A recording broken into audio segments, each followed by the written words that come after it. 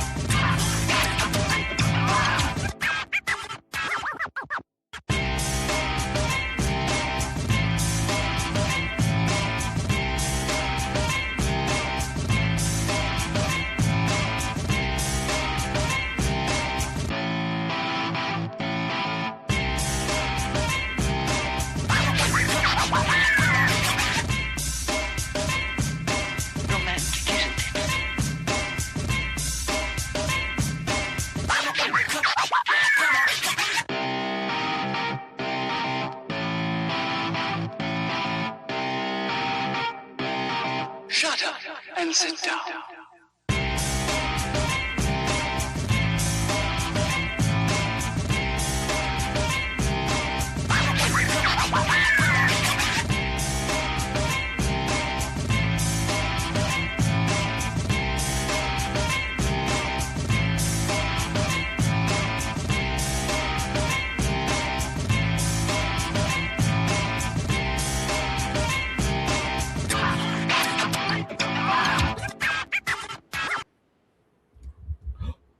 Hello, good evening, and welcome to another episode of Build, Paint, Play. I'm Dave. Greetings, programs. I am Jake. I am back from the wild north beyond the wall. House Stark is pleased. The wildlings were great. They were very polite. Super friendly and Yep. Food was great. Like the prices were crazy. Like for a minute, my brain was like, "This is really expensive," and then I did the conversion. I was like, "Oh, this is actually really reasonable. This is really cheap." Yeah, this is nothing. Awesome. You say hi to some folks in the chat. We've got Luis already saying hello. Scott Radham has joined us. Says, "Hey kids, it was nice to see you, Jake." Yeah, I saw Scott 2 days in a row. Oh, nice. Oh no, 3 actually, technically, because I saw him on Sunday briefly. Okay, cool. Mark Maxey is here as well. Chris Kemig. Dan Osborne says, "Nice to meet you in person, Scott." Dan, of course, was also north of the wall. He was. Dave Hummel has joined us. Whee, cough. I think I got the black lung pop. It's the black lung pop. Sean Gleason is also here. Hello, Sean. Fantastic. And Walkabout Games. I can't believe I missed you in Edmonton. I don't know. I was in Edmonton for 5 days. Yeah, I got in Wednesday. So Wednesday night, Thursday, Friday, Saturday, Sunday, and then I left at like 4 a.m. on Monday. But Yesterday morning. Yeah, and given your height and unique appearance, I am tough to miss. Yes. Awesome. Fantastic. How well, we're going to talk about how it was. Yeah, that's the whole show. So that's the whole show. Yeah, so we shouldn't get too started on it too early. But well, we can. We've got some other stuff lined up first. Sure. Talk news first, and then we'll talk that. Sound good? Sure. Cool. Okay. And again, lining it all up. Sharing screen and sharing this. And first up, we need to say thank you to Josh Potter. Nice. Yeah, I was hoping Blake said he would send me some better photos from like the table and stuff. Right. So they're not all lined up like so you can actually see them all. But Blake was pleased. He messaged me and was like, "They look great. I got them on the table. Like he had them by the counter like this for the first little bit until they had everything set up, and then they were actually on the main table with the boxes of Noble Team." And he's like, "A bunch of people came over and saw them and then bought boxes of Noble Team." And I was like, "Nice, happy to help." That's what they're there for, right? That's the move. Excellent. But yeah, thank you very much, Josh Potter, for taking that snap for us from Origins. It looks like Origins went pretty well, I think, from what I can tell. Sure. I mean, theoretically, yes. Like, I've talked to a couple people that were there. It seems like the show went well. I know that they want to make a bunch of changes, but I talked to 3 different vendors that were there, and they said it was good. They had fun. I'm supposed to be following up with Alan tonight. He's been driving back from Origin, so he got back like this morning. Right. So I haven't had a chance to catch up with him yet, but I'm sure I'll have a better report for you guys next time. Excellent. Cool thing. I also wanted to call up Cyphers Kane. Dude, Caiaphas is like one of my favorites. He is such a great character. Yeah. On the GW website, I'm sorry, the Warhammer community website, you can find his rules. They've shown his cards. And I find it super interesting, of course, they've just put him out immediately as Warhammer Legend. Yeah, so from what I understand, the Warhammer Legends tag is going to be a new thing that they're rolling out. And what that means is you can use him in any games of Warhammer you want, unless it's a specific tournament, in which case it will specify you may not use models from the Warhammer Legends range. Yeah. It's not a new thing. It's not a new thing by any stretch. They've been doing it for years, almost a decade. It does seem weird to me that he's not just added to the Imperial Guard. Like, that seems like a missed opportunity. Like, why would you not put him in there? I guess maybe because he's not in the what do you call it? He's not in the current codex, which is supposedly useful through the first stint of 11th. We'll see. I don't know how far down the rabbit hole you want me to go. We have talked. I have talked a lot over the last couple of weeks with gamers from either people who are new to 40K, who are getting into it specifically for Armageddon, for 11th, or people who have been playing for a while. I was talking to a couple guys at GameCon Canada. I was over in the vendor hall, in the actual Warhammer hall where Phil was, and there's some photos of that. Yep. And we were chatting about all the different editions, and I had to. It actually kind of blew me away. I have either owned my own business or worked for Games Workshop for the launch of every single starter box except second edition, which was the original Armageddon box, and 6th edition, which was just a repackaging of the 7th edition box. It's the same product. It's just different. It's just different rule books. Which blew me away. And I'm like, and I've played every edition of the game. Like, I wouldn't say competitively, but I've played a little bit of Rogue Trader in like a retro fashion. I've played a little bit of second. I played a bunch of second during Epic, because Epic was just 2nd edition, like the original Epic. And then 3rd, 4th, 5th, 6th, 7th, 8th, 9th, 10th, and now, I got my first game of 11th probably next week. Right. And I feel the big disconnect I think that all of us kind of see is the reason why this stuff happens is because even though Games Workshop is killing it, and like they're huge, they're bigger than they've ever been, they're making money hand over fist, they don't want to like expand the studio too much.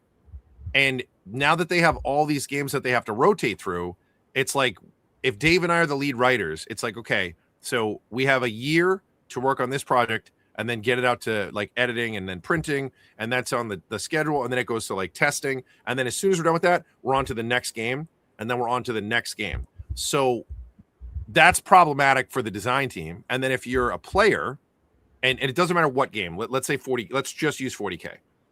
There are 3 waves of codexes. You're either in the first year, which means that you're kind of getting all the stuff as they're kind of like learning the thing, and there's FAQs and updates, and your codex is good, but you're not really sure what's going to happen. And then there's like the middle year, and that's when most of the codexes are kind of at their strongest.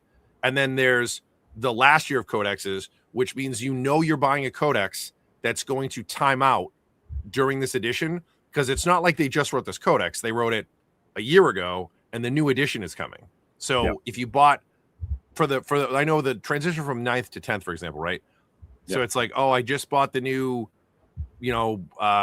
World Eaters rule book, or I bought the Imperial Guard one. You're like, I guess enjoy your 3 or 4 months of having a usable codex.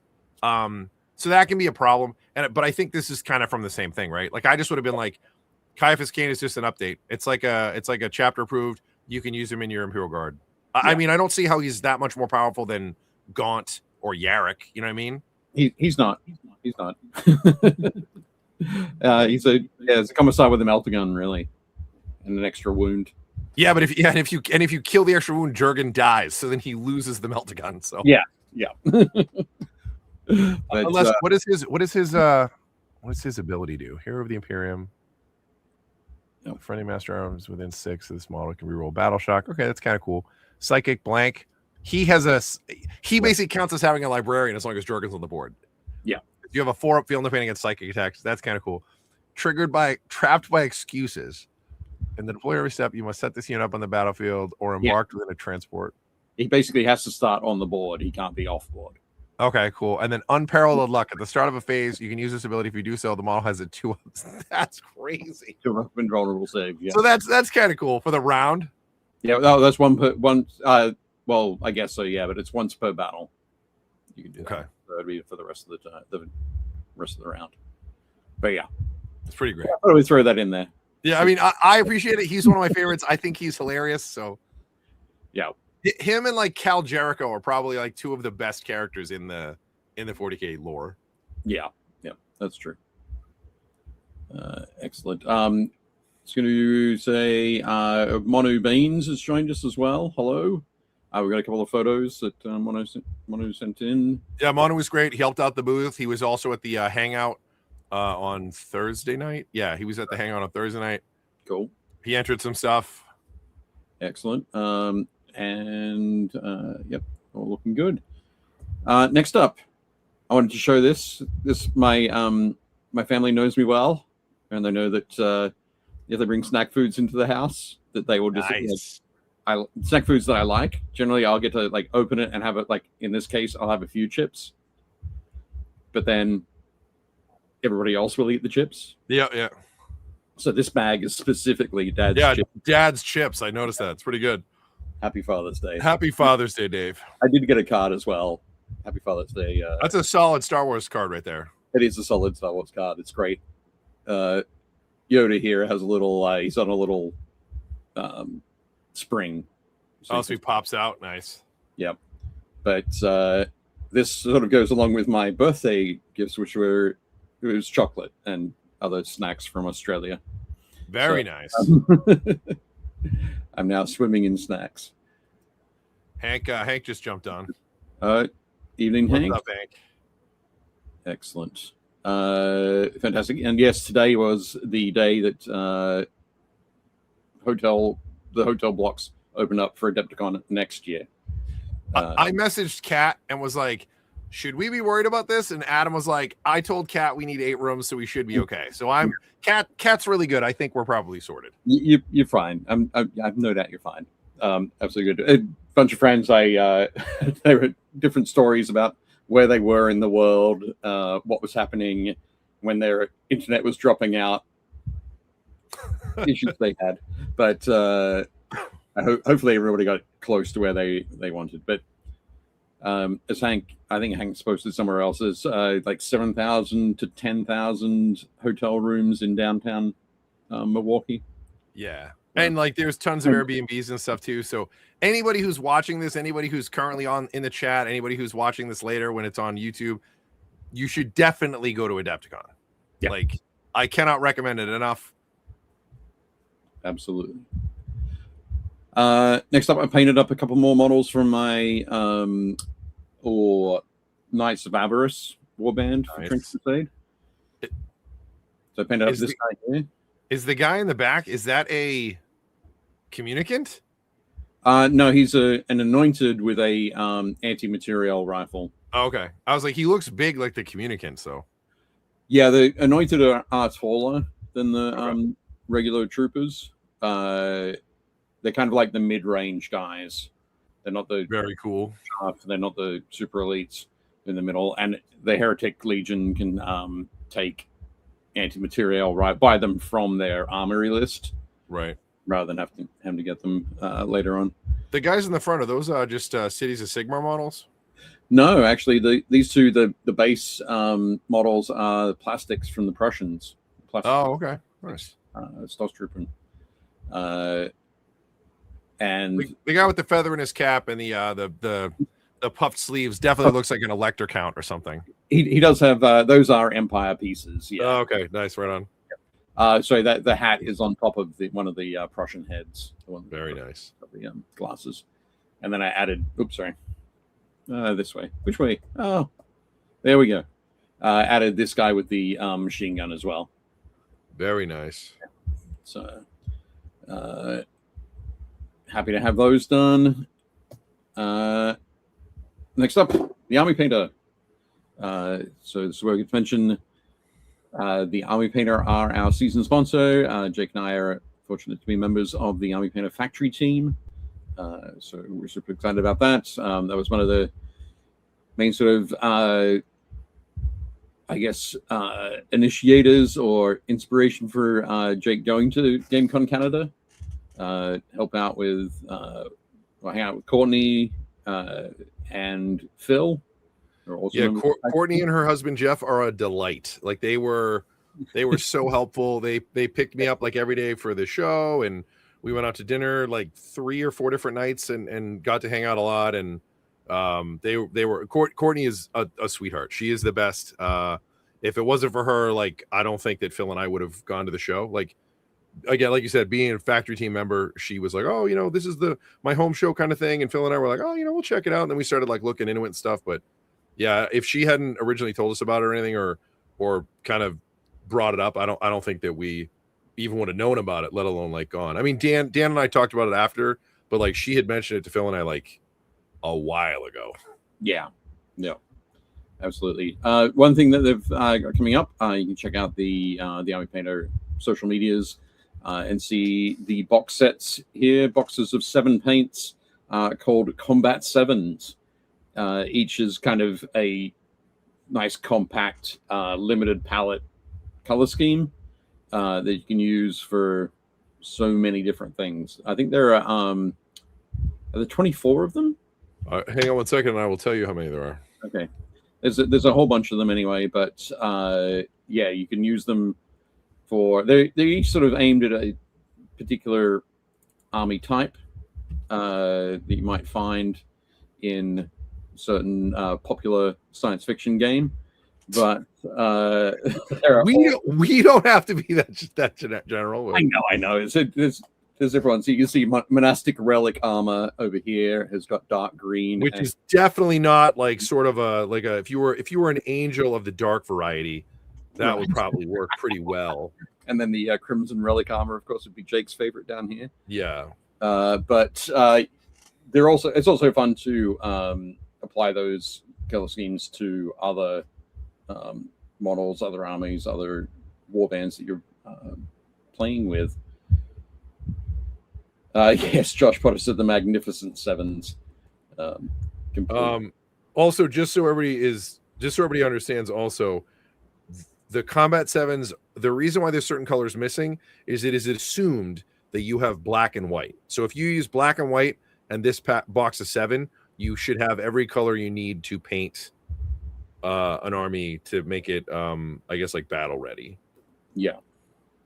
You'd want to use the official term battle ready. Yeah. Yeah. So there's 1, 2, 3, 4, 5, 6, 7, 8, 9, 10. So there's 28. There's 28. There we go. Cool. And I have the cheat code for all of their names versus like something that might make more sense to someone else, right? Who doesn't want to do this. So like, for example, Dave, I'll give you an example. You tell me which one you think it is. Just three examples. Okay. All right. How about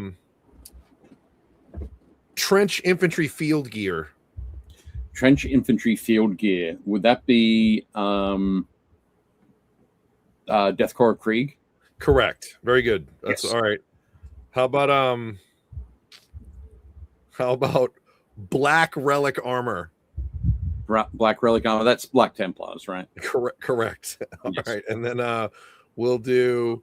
I won't use any of the ones on the screen. Let's try industrial ancient alloy. Industrial ancient alloy. I'm gonna have to go for Necrons. Yeah, one. that Yeah. box would also. I also would have accepted Thousand Suns. Okay, that's because it fair. does come with like turquoise, so you can do the whole like Ooh. the lapis kind of Egyptian colors, but you can it works really well for either of those. Okay, yeah, I would have gone for Dusty Boys. Would have been my Yeah, sure. for Thousand Suns. Fantastic. Ray has joined us. Ray Herrera, who's running Pigment Miniature Show in July. What's up, Rare? Hey, Ray. But yes, so go and check out more information about the Combat Sevens. Next up, so this dropped today. I'm not sure if folks saw it, but Squidmar Miniatures. So Emil and Lucas from Squidmar have been working with production team to put together a kind of a chopped slash drag race slash something else kind of miniature painting show. And they stole Rick's idea. right. Well, I will be. Everybody's kind of had that idea for a long time. But they actually did it. They got some sponsors. They got a production company, and they filmed. I think they've filmed 7 or 8 episodes, something along those lines. But they have 8 painters. They revealed who the painters are. That's got to be Swinson in the back on the right. No, it's not. Is it Oscar? No, it's not Oscar. It's a guy called Aaron Clark from the UK. You're talking about the one with the long hair? Yeah, for sure. Yeah, Aaron Clark from the UK. Tall guy at the back here is Trent Dennison from Australia. But important, the other folks, I'm sure the other folks are lovely too. But over here, this is Anastasia Lucrezi, who is going to be writing volume 18 of the Art of series. And we had the interview with her 3 weeks ago. About almost 2 months ago. Okay. Well, no, over a month ago. And here we have Natalia Orach, who wrote volume 15. So obviously we're rooting for the two of them. Oh, completely, 100%. Sounds good. So that's who you need to be rooting for, Anastasia and Natalia. Everybody else, I'm sure they're lovely people, but eventually we may be rooting for them in the future. So all good. But yeah, exciting stuff. Head over to Squidly Bits, I think is there. So that's the name of their second channel. You can watch the video about where everybody introduces themselves. But yeah, so very cool. They got I think it's Josh Berman, Jake Berman, Josh Berman from the US, who does a lot of box art for War Machine and for Marvel Crisis Protocol. So definitely cool. But anyway, I feel like this is a show that you would shine on, because part of the issue with Chopped is that all of it is condensed. It's super tight timelines. And I know, between the two of us, we probably know a couple hundred painters. Like I know a ton of great painters. I don't know a ton of great painters that are good in a very condensed time frame. Right. Like you'd be like, hey, they're like, we're going to have everybody paint a guard unit. And it's like, Natalia, what did you paint? She's like, I painted a 3-man gun team. And the other guy's like, I painted a Torox. And Dave's like, I painted a 1,500 point combat patrol. And you're like, what? Like it's there. Yeah, I think a lot of the sessions that they did were like 8-hour. They were 8-hour days. So they had 8 hours to complete a particular task. Crazy. And it's like, okay, so what were the last 4 hours doing? Well, that's what I would do. I would probably screw around or read for the first 4 hours, and then the last 4 hours, that's when I buckle down. See, I would go hard for the first 4 hours, and then the last 4 hours. Yeah. That's why we're such a good team, Dave. Yep, that's how we work. All good. Fantastic. Oh, Kat Swift has joined us. Hi, Kat. She says, "Oh goodness, so busy getting ready for my trip. I almost missed this. I'm glad you didn't miss it. Welcome, Kat. To be here."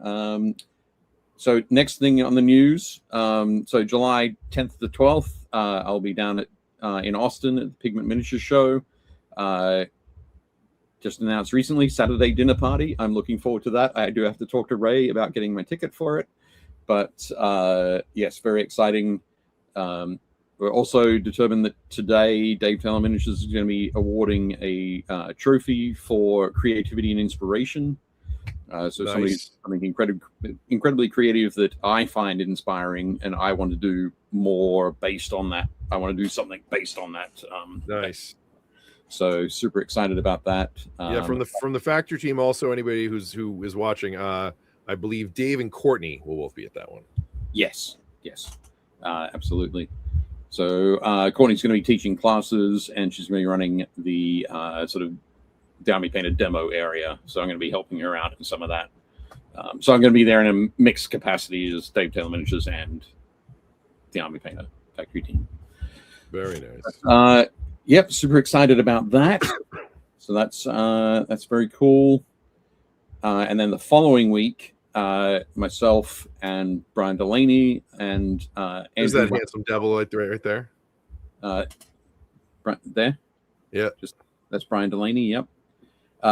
So we will be at Historicon again in Lancaster, Pennsylvania, running the War Games Illustrated painting competition.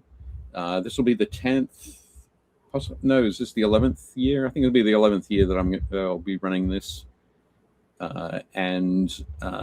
This year we're being joined by Andrew Waxtel, who has been best of show the last 3 years. He's taking a break from winning the competition to helping us judge it. So very excited about that. Very nice. Pretty cool. So if you happen to be in the area, Sean Gleason should be there. Fantastic. And Josh, yeah, if you're able to swing by, definitely be cool. So we're doing that. And okay. So this was Thursday night at Maple Airbrush Studios. Let me set this up. Sure. Jake, let's get into talking now about about your trip to GameCon Canada. Sure. Tell us what's going on in this photo. So for anybody who didn't listen to 15 seconds ago, you can skip back, or this is a Maple Airbrush Studios. They are probably 15-20 minutes away from the venue, so right outside downtown Edmonton. Super nice folks, really nice store. It's basically a paint and supply store. They started off doing like legit art supplies, and then they got into like airbrushes, and they started doing like more airbrush stuff. They carry a ton of different models of airbrush, compressors, all that good stuff.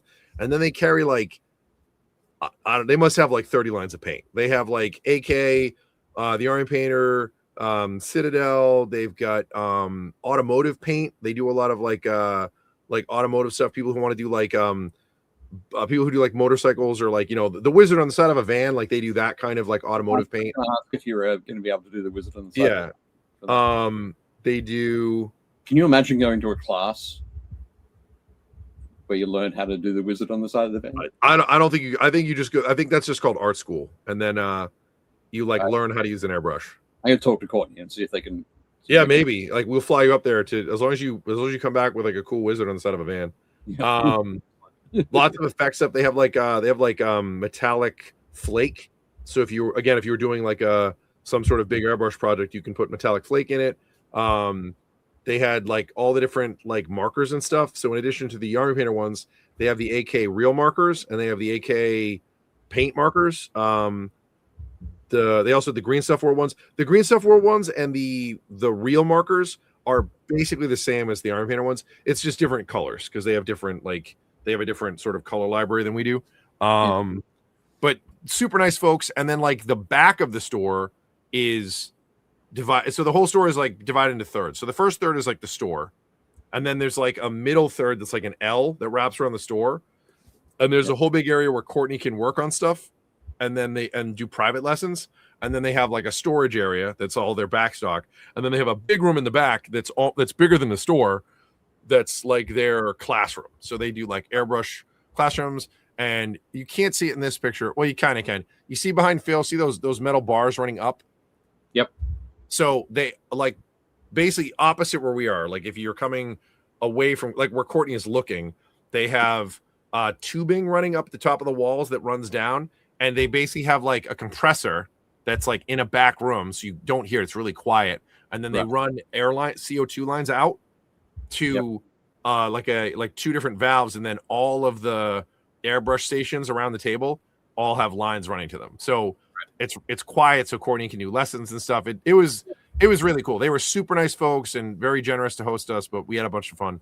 Had a bunch of her students and other people who have been who were in the area who just popped in and hung out. We got like Tim Hortons donuts in true Canadian fashion and just like hung out and chilled out, like answered a couple questions and just kind of like, it was like a little mixer thing, but it was super fun.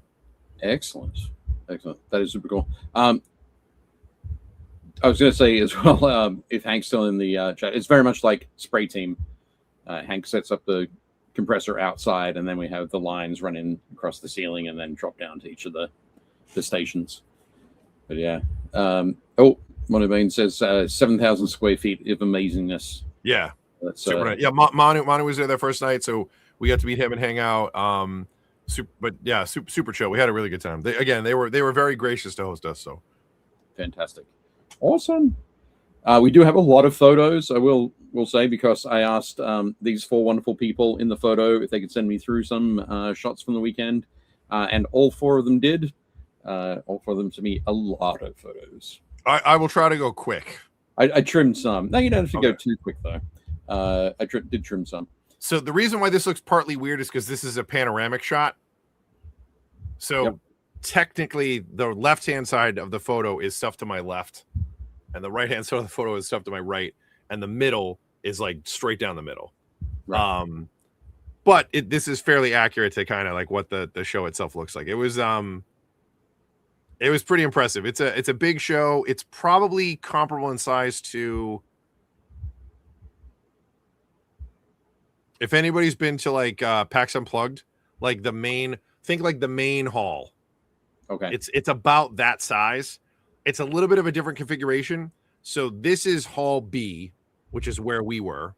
So if you look straight down the back, if you go past like the floating Asmodee rings, there's like the red floating Asmodee ring. If you keep going down this aisle, that's where our booth was for the painting competition. We're going to move stuff around next year. I think being lost in a sea of like vendors was not ideal, but it also was kind of last minute. I don't think we knew what we didn't know. I think that a lot of this was kind of like, we'll kind of tackle it as we go kind of stuff, but super cool. We had so many people come by the booth being like, oh, what are you guys doing? What are you guys selling? And I was like, oh, these aren't for sale. And they're like, oh, we're doing a paint competition. And they're like, oh, is this stuff that you guys did to like, represent? And I was like, nope, this is stuff that was dropped off. So, but it was really cool. We were next to the Games Workshop booth, which was huge. That white banner that's hanging down on the back left, right behind that, there's a big Games Workshop banner. And those things that are sticking up that you can't really see, those were giant hanging. They're giant hanging banners, but they're turned sideways. Right. So so on either side, they were facing the 2 entries from the opposite halls. So you'd kind of like walk in and see them. There we go. Yeah. And then there's the big roller door there open. Is that open into Hall A?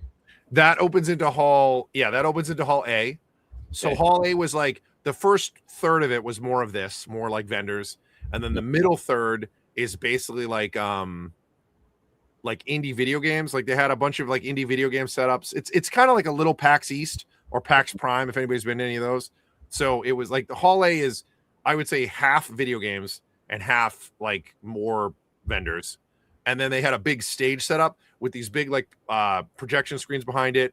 And then if you go off to the right, there's another rolling door that you can kind of see off in the corner there. And that basically goes through, there's like a big tunnel.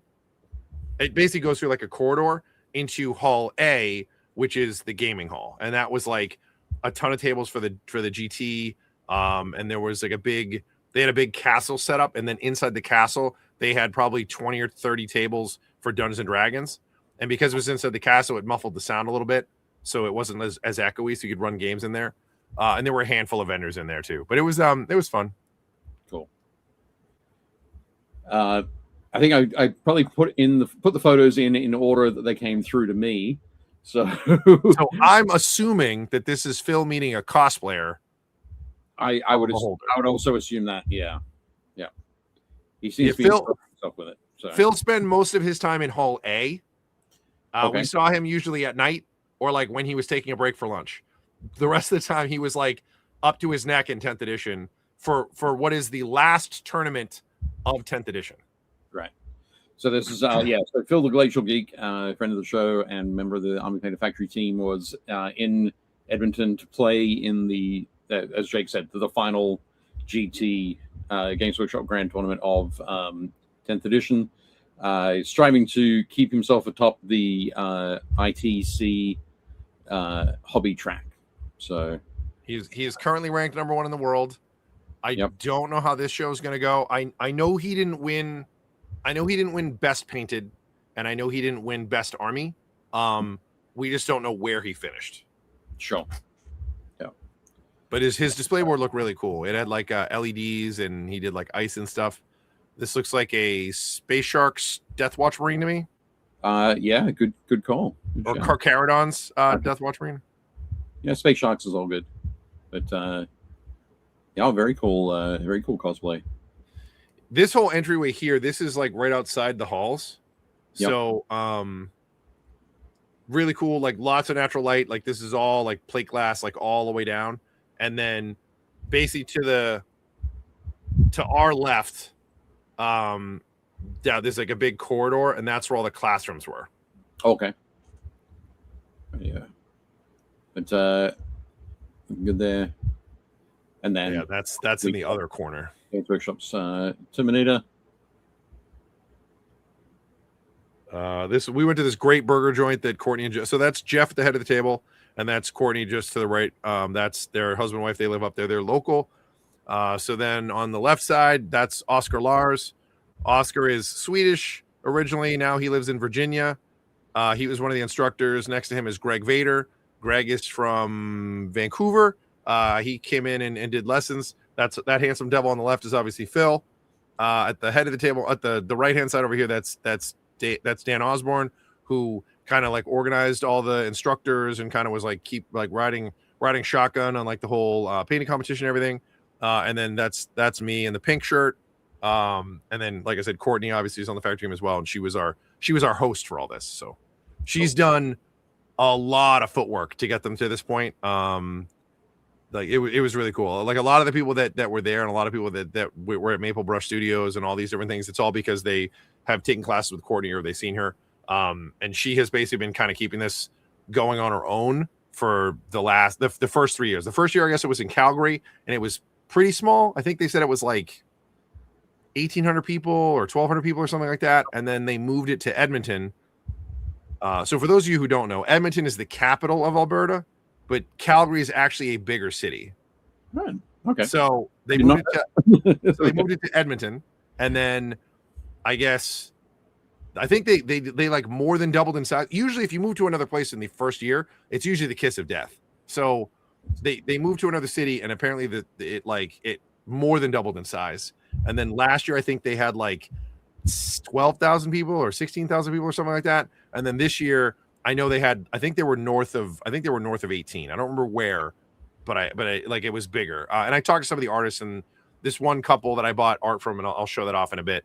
They were super nice. They said they've been to every year, all 4 years, and they said it has noticeably gotten bigger each time. So that was really cool to hear. And then they brought in Dan this year to help add more instructors and like increase the size and focus on growing the comp side of it. So the miniatures art side of things. Yeah. Cool. Excellent. Just quickly, Josh is asking how many large gaming conventions are in Canada. For example, the US is Adepticon, Origins, Gen Con, PAX Unplugged. Not a ton. There's not a lot. Like from what I understand, there's a couple of expos in Edmonton, but there's like a comic expo and there's like a hobby expo, but like this is the only gaming show, and it is a catch-all. Like there was all gaming. Yeah, a lot, because they were like I walked the hall and there was like tattoo booths. Right. Like there were like people that had rented 10 by 10s and they were tattooing. And I was like, okay. So that was random. There were like dudes selling knives, like legit like folding knives and pocket knives and machetes and all kinds of stuff. There were like 3 booths to that. There were way too many people selling like 3D printed stuff. And I was like, I too have access to Etsy. Like, why are you here? So that was a little weird, but like there was a ton of really good artists like working on, cards that they had done or artwork or, collectibles. Like that was really neat. So I talked to some of them. That was a lot of fun. Cool. From what I've heard, Josh, I think there's four good sized ones, but like Adepticon is bigger than all of them. Right. There's one that happens in Vancouver that's, I want to say, a couple thousand people. There's this one, which is probably the biggest. And then there's a big another mixed gaming show in Toronto that's actually probably close to this size. I think there's a small expo there, and there's an expo that happens in Montreal. And both of those have like wargaming at them, but those are not big. Yeah. Cool. So of course this is Phil in the GW tournament area. Did they run multiple tournaments or just 40K? There was a 40K tournament. There was an Age of Sigmar tournament. I think there was a Kill Team tournament. Okay. I don't know if they did Blood Bowl. I didn't look that closely. Like I would assume they did, but I know it's Age of Sigmar, 40K and Kill Team. I don't know what else they did, but I know it's those three. Right. Cool. Excellent. There we go. So they were nice enough to host us, and they've been a big sponsor. They put forward, like I said, their time and their space to help us with our Thursday night thing. So that's Dawn in the middle. She's the owner. She's an absolute sweetheart. And then that's her daughter to the right. And then the tall guy in the back with the baseball cap on, that is, I believe, the daughter's boyfriend or husband. I'm not sure. Her partner. They were all super nice, very, very gracious. And to put up with us, particularly to put up with Phil, was very, very nice of them. I think it's one of those things where their business and their products that they're selling cross so many aspects of what would be going on there. So people creating art for games, people painting miniatures for gaming, wargaming, or tabletop gaming, and cosplayers as well, right? Yeah. Because even Mark from Goblin Hut said that a lot of the people they were talking to were either, like you said, either gamers or like painters or cosplayers. Like a ton of cosplayers stopped to talk to them. Cool. So did Mark go out as well? Yeah, Mark was there too. So I'm trying to think people we knew. So like Mark was there with a bunch of his teammates. So Goblin Hut, so like Maple Brush is at the front, the first booth on this whole row of booths. And then Goblin Hut was on the opposite corner of them. So they were like down the other side of this booth. Right. Cool. But excellent. I saw this girl. This girl had 3 different cosplays. So here she's dressed as Lilith Hesperax. Right. She had I think it was just like an elf, like an Eldar Corsair.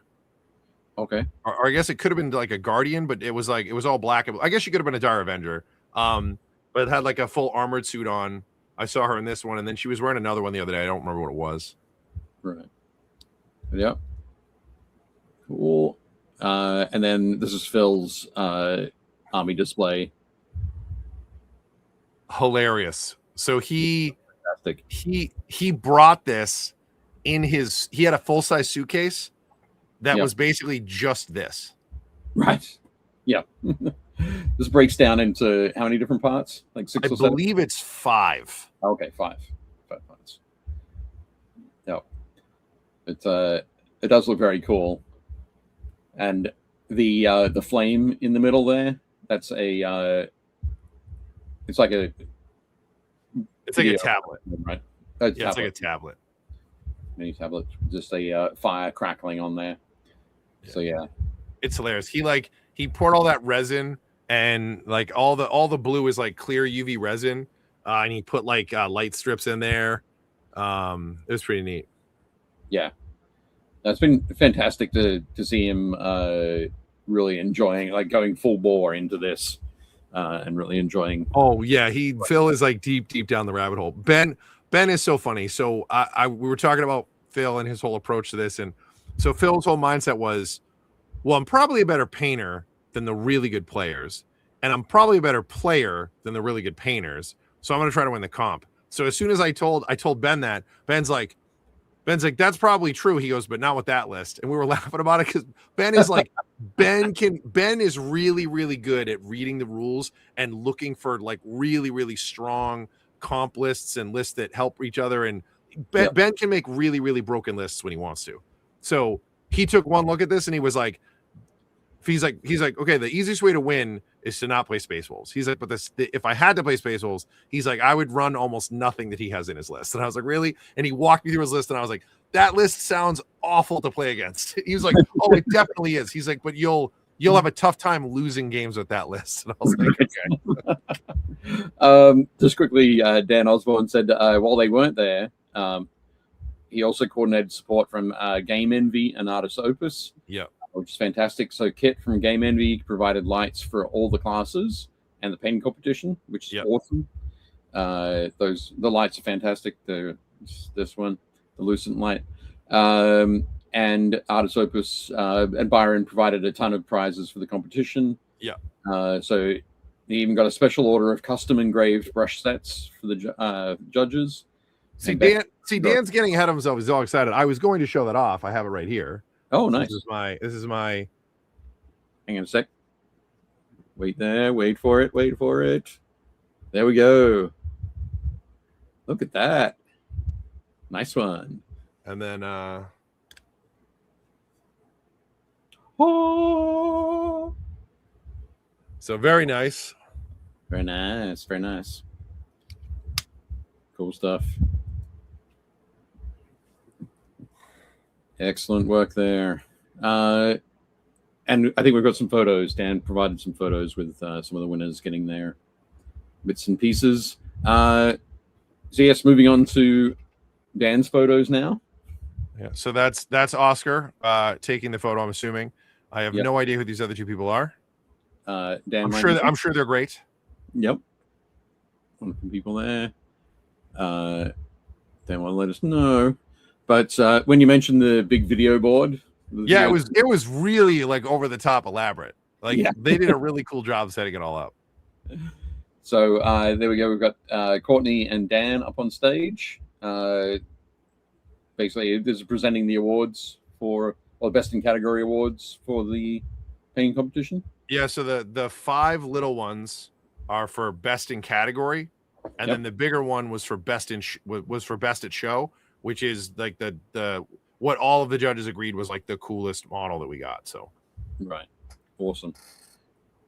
How many entries were there for the? I believe we had like 90 something. Like by my count, I think we had 95. There were a couple people that didn't fill out, so it was a little different. So you had to have a ticket, obviously. So like if you go to a Adepticon or whatever, you had to buy a ticket, and then you would go in and then buy an entry. And you could have any one individual could have up to 3 entries. So once you bought an entry, it then prompted you to fill out like a Google document that was like, oh, my name is Dave Taylor and I'm submitting, Commissar Gaunt. And then you had to tell a little backstory what it was, and you could take a photo of it and enter it. And then there was some other like personal details or whatever information. And then you would submit that. So you could submit, like I said, up to one individual could submit up to 3 things. Right. And you couldn't enter multiples in the same category. Okay. And that was it. But some people just like either did it day of, or they did it out the info counter, or they did it on their phone. And some people like just didn't fill out the Google sheet. So I know that kind of messed with our numbers a little bit, but I'm pretty sure that we're somewhere in the 90 something range, somewhere in there. Yeah. Dan just corroborated, says nearly 100 with another dozen or so youth entries. And I said we did not charge the kids for the youth entries, so technically they were not counted as entrants. But Dan also said artisans of Vol sculpted the trophies for us. So, nice, very cool. Next up, so is this the judging team? That's the whole team. Well, I mean, minus Jeff. Like Jeff is just like the husband of note in the photo. Great guy. Again, he was great. But yeah, the judges are basically the remaining 6 of us. So we've got Alex DeSantos. Yep. Alex was great. He's hilarious. He and I hit it off immediately. We got paired up for the judging, and he's awesome. We got along awesome. He's really, really funny. Yep. Scott said, correction, buying a ticket did not prompt you to fill out the Google Sheet. There was on a website. I just checked in case for comp rules. Sweet. So something to add to the checklist for. Oh, I think when you bought the ticket, I think you got an email that had the thing in it. So all right. Okay. Let's check it. But yes, Josh said the Canadian hobbyist street gangs look like a rough bunch. It's fine. They do indeed. But no, that's awesome. So I believe this was a family that took the class with Oscar. Okay. And then they wanted to come back and get some feedback, get some photos. And then we had that's an extra set that young man has. I forget what he got this for. I don't know if that was they awarded to like best or favorite. I don't remember. Okay. Obviously I'm not part of this photo. I don't recall what this is for, but I recognize that husband and wife, and I recognize the kids. They had come back after they had entered their all the kids entered Squig Riders. Oh, cool. Because it was from a class, so they all right. They all entered there. Nice. That's great. Yeah, that was for the youth award. Okay, youth award. Excellent. Here were some other winners, I'm assuming. Yes, that's Manu on the right. So I believe he got a gold or a silver for his the miniature that's in his that's kind of in the middle of the photo. This is the right hand guy. He got gold for both of those. Okay, so gold for both of those. So there's it's a Chaos Lord on a snow base on a plinth. That's the one in the middle. And then the one on our left, his right hand, it's a bust of a dwarf. It was super cool. Alex and I went back and forth on like where it should be placed, and we really dug it. One of the best things was there were so many Easter eggs hidden in this model that like at first glance you don't catch them. And then we went back, and the big one for me was like, so on the helmet, it has the coif, and the coif, Manu painted it flannel. Okay. Which is very subtle, and if you're not paying attention, you're like, oh, it's green, and then you look at it, and I'm like, that's flannel, or like plaid rather. So it has a tartan on it. Very cool. And then there's like a backpack which has like weathered leather, which looks great. And then there was a loaf of bread sticking out, and the bread looks real. Like it painted. I mean, Manu's a great painter. If I remember correctly, I believe Manu is colorblind. Oh wow. So like, yeah, very, very good. Now again, I knew that, and I didn't say anything during the judging process because I didn't want to like, affect any of the decision making. But yeah, he well deserved. He did a great job with both of those pieces. Awesome. And then on the left there, I feel awful because I know him and I can't remember his name. So he works for Mark at Goblin Hut for a lot of shows. Right. Super nice guy. He had come over. He had submitted 2 pieces. So the thing in front of us on the table, next to the box that says fragile, it's like an arch that he painted like a church window, and he put stained glass in it. And then he did like grass, and then there's like a stick with like a bust of an orc. Right. So that went into like the bust category, and I believe he got a silver for that. And then the one that he's holding in his hand, there's some photos that I sent that hopefully Dave put in here. That's a better close up of that, and I'll talk about that more when we get to there. Super nice guy though, very friendly, like really, really, really, really good guy. And a very talented painter. Both of these guys are. Right. Excellent. It's Matt. I was like, I wanted to say Mark, but I was like, no, Mark owns Goblin Hut. It's not Mark. Yeah. Scott said, dude on the left end of his first comp at Nova 2024 and mopped up beginner. The guy's a hell of a painter. Dave remembers the dude who mopped up in 2024. I do indeed, Scott. We had a chat. Yep. And there we go. It's Matt. My best to show. Excellent. Next up. That is a great shot. Man, my mohawk looks awesome. Does look great there. So that's Alex and I. Again, we hit it off. Like we this is the first time Alex and I had met. We met on his flight got delayed. Right. So he was supposed to get in. I got in on Wednesday. Phil get in on Thursday night. Alex was also supposed to get on Thursday night. He got in like Friday morning-ish. and basically just like went to the hotel, dropped off his stuff, and then like came to the event. So, so his flight got delayed. But this is Alex and I judging. I believe this is, to my left is the busts, like just off camera, and then this is us doing diorama or display. Right. Yep. Excellent. The I think there's another shot that I got. Do I have another one? No, I didn't. Okay. I think I included this particular one because I just had the idea. Like, so Alex won the Golden Demon at Adepticon this year. Yeah, he's won several Golden Demons, but definitely like the super sort of cutthroat level won a Golden Demon. And for me, like, it was like this image, it was just like you'd said something, maybe like, oh, I like the way that he used the wash on that, and he's just telling you and going, do you know what you're talking about? No. Actually, he and I got along really well. We actually had no, that's cool. We were actually pretty on the same page for most of it. Yep. For the dioramas in particular, for the bus we did well, and right away I was like, I do not paint busts, and I told him that. I said, you know, it's just I paint for purpose. Like, I don't want to have a cool bust sitting on a shelf. Like, that's not for me. But again, I will say this. Not to pat myself on the back, and a lot of this is to Dave's credit, but because I was at the booth for 8 hours on Saturday. This is on Saturday, and they were all doing classes. I got to see all these for hours on end. Before we even went into judging, I was like, do you want me to just tell you the best ones? And everybody kind of laughed.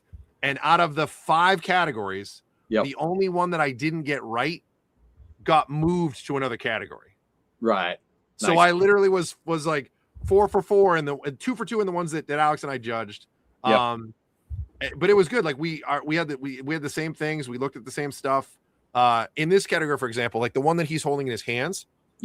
I sent Dave a really good close-up shot. I don't know if you put it in here, but I do have it in, but it's a little bit later. Yeah. So we were looking at that one and we went back and forth and we really liked it. So the 4 kind of in the foreground in the middle that we're looking at, we had separated stuff into groups. So to my left, we're like, okay, these are all the bronzes. And then it was like, okay, all this stuff is better. And then it was like, okay, these are all the silvers. And those are just in front of you. You can see that little purple thing sticking up kind of over my mohawk. That's one of them. So there's a whole bunch right in front of me. And then everything to the right that Alex and I are kind of looking at now, that was all the stuff that was in contention for gold or best in category. Right. And I won't blow the surprise, but so the Lord Marshal Dreer that's like on the horse in the middle by Alex's arm, that had been in large models originally because the guy who dropped it off, he dropped off a unit, which was in unit or display or diorama. And then he put Dreer in large models because you can't have 2 in the same category. And then I believe Oscar and Dan were judging large models, and they were like, this is really not a large model. It should be in display. So they moved it. It was really, really good. Very well done. But looking at the 3 of these, the 3 that we kind of settled on were the one that's in the middle with the rainbow colors you can't really see too well. The one that's in Alex's hands. And the Tyranid, like, big display piece, the staircase in the background. That piece is breathtaking. There's so much stuff going on in that piece. It tells a great story. And Alex and I were talking about a lot of that. It was a lot of like, how is light used? What do we think about the story? What do we think about like the effort that's involved in this? And both he and I couldn't figure out what this model was from. Like the one that he's looking at. Yeah. It's like it's big. It's like an old Inquisitor model. Like it's like what are those, like 78 millimeter or 80? 54 millimeter. Okay. Yeah. So, it was a big guy. Yeah. To me, it looked like one of those weird special edition. There's that company that makes like infinity models, but it's not Parabellum. It's like the guys who make like the special busts and stuff like that. It looks like one of their models, but really, really cool. It was a great light study. We were going back and forth talking about like the effects versus like the practical lighting and like what we liked for textures and stuff. But yeah, it was phenomenal. Like for somebody who is a Golden Demon winner who paints like as his life, and somebody who like is a lifelong hobbyist who just paints to play games, I was surprised how much we were like in agreement, like almost exclusively in agreement. Yeah, that's great. Definitely cool. Sweet. Dan said the Dreer won Red's Choice Award, which was a vendor sponsored award. Yeah, the vendors all get to pick their own as well. So like Maple Brush picked a winner. Red Claw Gaming picked their own winner. And then who was it? Goblin's Hut got to pick 2. They got to pick the goriest model and the grimiest model. Right. So then they gave out 2 like packs of their stuff to those categories. So cool. Nice. Cool. So Jeff and Courtney were a team, I guess. Yeah, and they're judging single model. Cool. And you can see that's Manu's Lord right in the middle there with the spear point. Yeah, that guy. Yeah. And then that chunky one to the right with the big coin in front of Courtney. Right. See that coin? So that guy right there won. I think he won best grime or best gore for that model. Right. Okay. Cool. They're fun. That was the biggest category. Single minis was by far the biggest. Yeah, it's always actually it's I'm gonna say it's not always the biggest. You'd think it would always be the biggest because it's just one mini.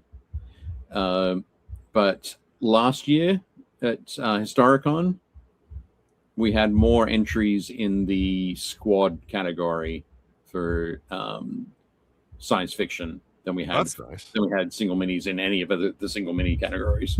That is rare. And it was like, wow, what's going on here? It's kind of crazy. So we'll see how it goes this year. But no, that's cool. There was some really good stuff in all the categories. I would say overall I was impressed and pleasantly surprised by the level. I mean, there were a couple people that were like relatively new to the hobby and they just thought it'd be fun to paint a guy that they liked and enter it. Sure. Which is great. I mean, that's what you want. And then there were some people that were like pretty well accomplished. And then there was a lot of people that were like, I usually paint armies, but I did like a really good job on this kind of thing. And there were a couple of people that, obviously had a lot of like, entry experience and have done this a bunch. But it was a really good mix. Yeah. Excellent. Just quickly in the chat, Scott said, Dan, what were the eggs for? And when they were so we had a bunch of like sponsor awards and those were given out.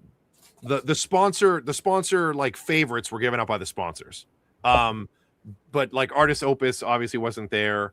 Neither was Game Envy. So yeah, everybody got one of those, which was a painting egg. It's a figure holder. Yep. It's a painting handle. And then they got like a brush from Artist Opus.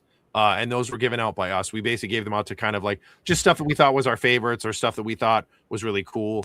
I think we gave out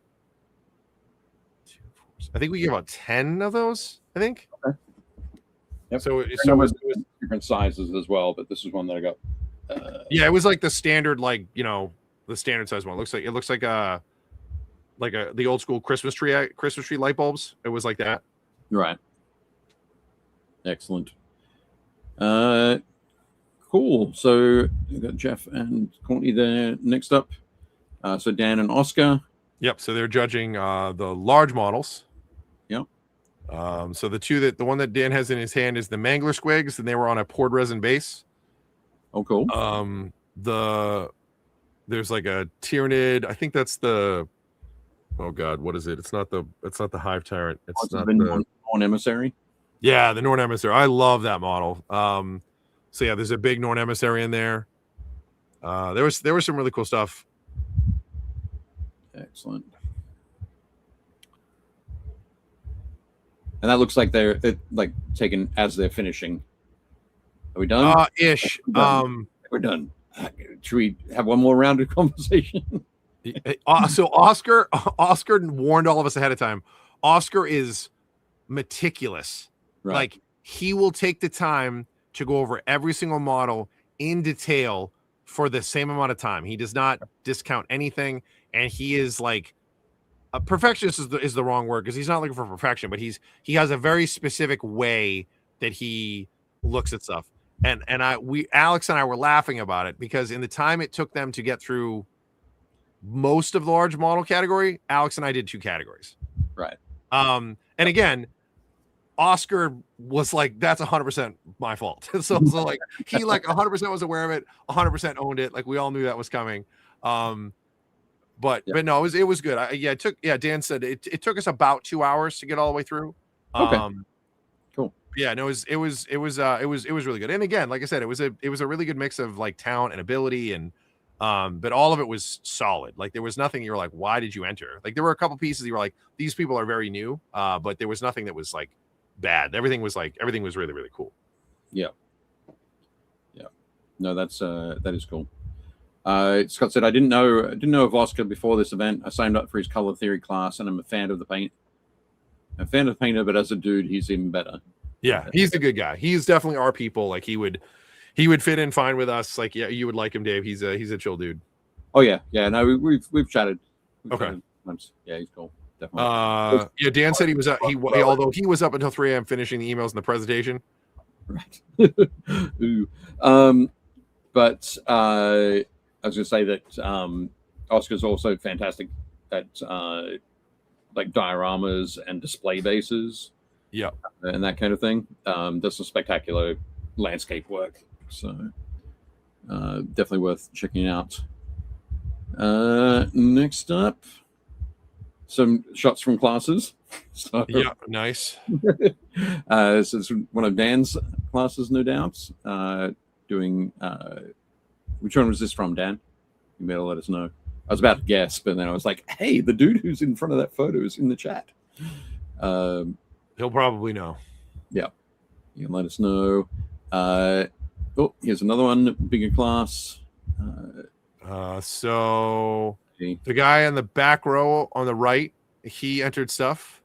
Right. The guy over Dan's right shoulder entered stuff. The guy in the red shirt over his left shoulder entered stuff. Yep. Excellent. But the guy in the red shirt, I believe, won one of the categories. I forget which one. Okay. Dan says that was flesh and texture class. Flesh and texture class. Cool. And it's Dan with Tanya, the War Mistress, who is also Canadian, but so I chatted with her on a podcast before. I wish I had known that. We talked a ton. I genuinely had no idea who that was. Like we talked at length. She was an absolute sweetheart. Yeah. Tanya's awesome. Was she playing? Do you know if she was playing in the tournament, or was she sort of hanging out? Probably. I mean, I would assume if she's the War Mistress, I would assume that she was playing in the tournament. Yeah. Excellent. Fantastic. And the second one was from the vehicle weathering class, says Dan. Nice. Awesome. And then there's Alex. Yep. Showing off in his right hand, the coin, that was the bronze medal. If I'm being honest, I think that one actually looks the coolest. That one came out really, really good, and they had weathered it and stuff, so it looks awesome. So everybody who entered got one of those, and then only one person got the one on the right. That's the best in show. Right. Cool. Awesome. So yeah, Tanya was with the play on tabletop. Oh no, okay, doing narrative stuff. Sweet. Cool. Narrative and stuff. Awesome. Excellent. Yeah, very cool. Nice one. Some shots from Courtney. Yeah, that's Courtney at the Hit Point Press booth on the left with the owl. So Hit Point Press provided a lot of the miniatures for the classes, I think. I know that they've worked with Courtney a lot. I know that they've provided a lot of stuff. It's possible they provided stuff for some of the classes. I don't know. I know that they have in the past. I would assume that they did. Yeah. But they're super nice, and they're based in Canada.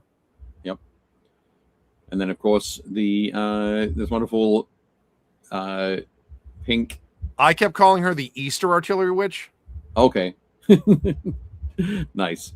But yeah, fantastic Artillery Witch cosplay. Yeah, it was really neat. That was like a big 3D printed like headpiece. Yeah, that's super cool. That's very awesome. So that's one of our volunteers on the left. Our volunteers were great. I think we had 9 or 10 over the course of the weekend, and they were awesome. Everybody was great, like really, really helpful, super accommodating. It was fun. It was a good time. Fantastic. So this is you. This is where you're taking in the entries for the painting competition. Yep. It looks like Are you about to sneeze or are you about to say something? So I was in a conversation. There's another volunteer that's just off to to the right side of this picture, but to my left. Yep. There were two volunteers standing like just off camera, and they were asking us about like the setup, and I was explaining like how things are laid out.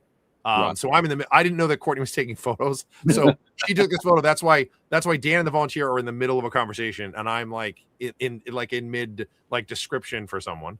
Right. Fantastic. Yeah. It's important to include all of the candid shots. Oh, for sure. And as you can see by looking at the table behind us, there's like practically no entries. Right. So this is there's like you can see my Fiji bottle back there, my water bottle. To the right of that, there is one entry in busts. Right. If you go to the next one, there is one entry in diorama. There is no entry. There's one entry in vehicle. When did you guys start taking entries? Friday. Okay, so you took them Friday through Saturday, and then you handed them back Sunday. Yeah, it was all day Friday, and then technically it was supposed to be Saturday by 5. But I took people right up until 6. Okay. Because we knew we weren't going to start judging until after that, because the hall closes at 6, and I was like, I don't really care as long as it gets here. I was like, don't show up at 6 because security will throw you out. But yeah, cool, excellent. This class of Dan. This is his Rhino vehicle class. Yeah. So he said that he said Games Workshop was the official sponsor for the classes. All right. Okay. Cool. There we go.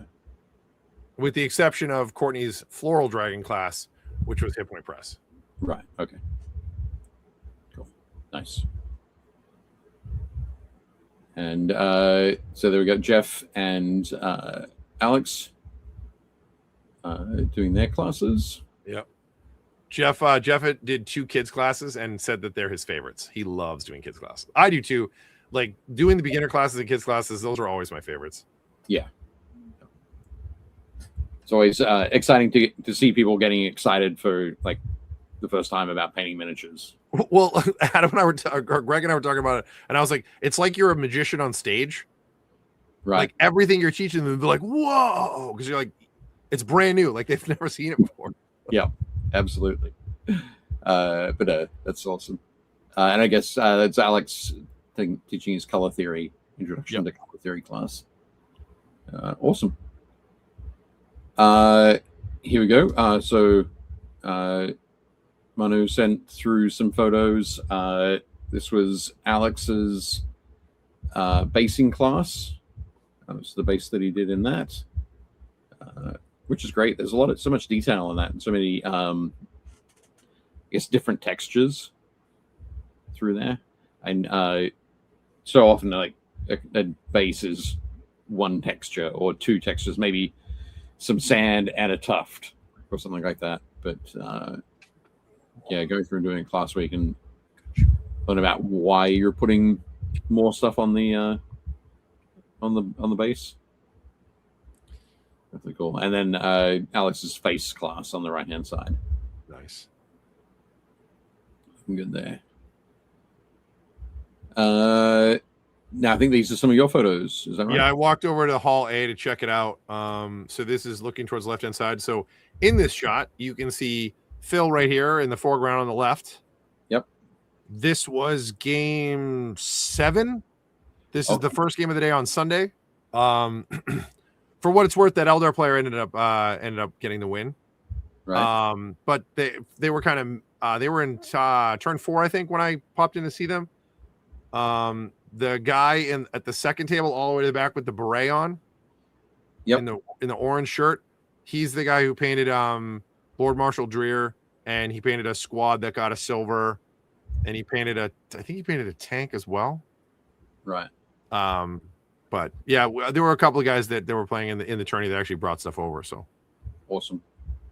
That's cool. Yeah, we did the math. Phil has now played. So I think he has a week off. He doesn't have any shows this week, but he has now played 66 games for the year. Like in official tournaments. Yep. In official tournament play since January, he has played 66 games. 66 tournament games. Sure. Yeah. I would just let you know, I don't think I have played Well, maybe I have. In 35 years, I probably have played 66 games of 40K. Dave, you've probably played 66 games in the past couple of years. No, not at 40K. At 40K, I've maybe played 10 games in the last 3 years. Yeah, but if you take all your games, like, remember, this is all Phil is playing is 40K. Yeah. But it's a lot. It feels it's crazy. Is what it is. It's certainly more than I played of 8th, 9th, 10th, or 11th editions. But yeah, excellent. This is a great shot of us all clown cart into Courtney's family vehicle here. So that's myself on the left. That is her husband driving. That is Jeff, and then that's Dan in the back seat on the left. That is Alex in the middle. That's Oscar on the right, and then in the way back, that's Courtney on the right, and then that's Phil on the left. Yep. So that's the entire paint team right there. When I saw this photo, I was like, why isn't Courtney up the front? And then I was like, oh, because Jake doesn't fit in the way back. Yeah, it's because both Greg and I are. Greg, I think, is like 6'4", 6'5". So he's like close to my height. Oscar is also very tall, and he kept saying, he's like, I'm usually the tallest, and you are both noticeably taller than I am. And I was like, yeah.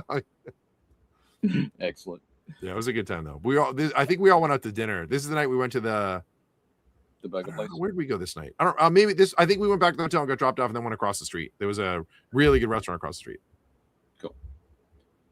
I will say the food in Edmonton was pretty good.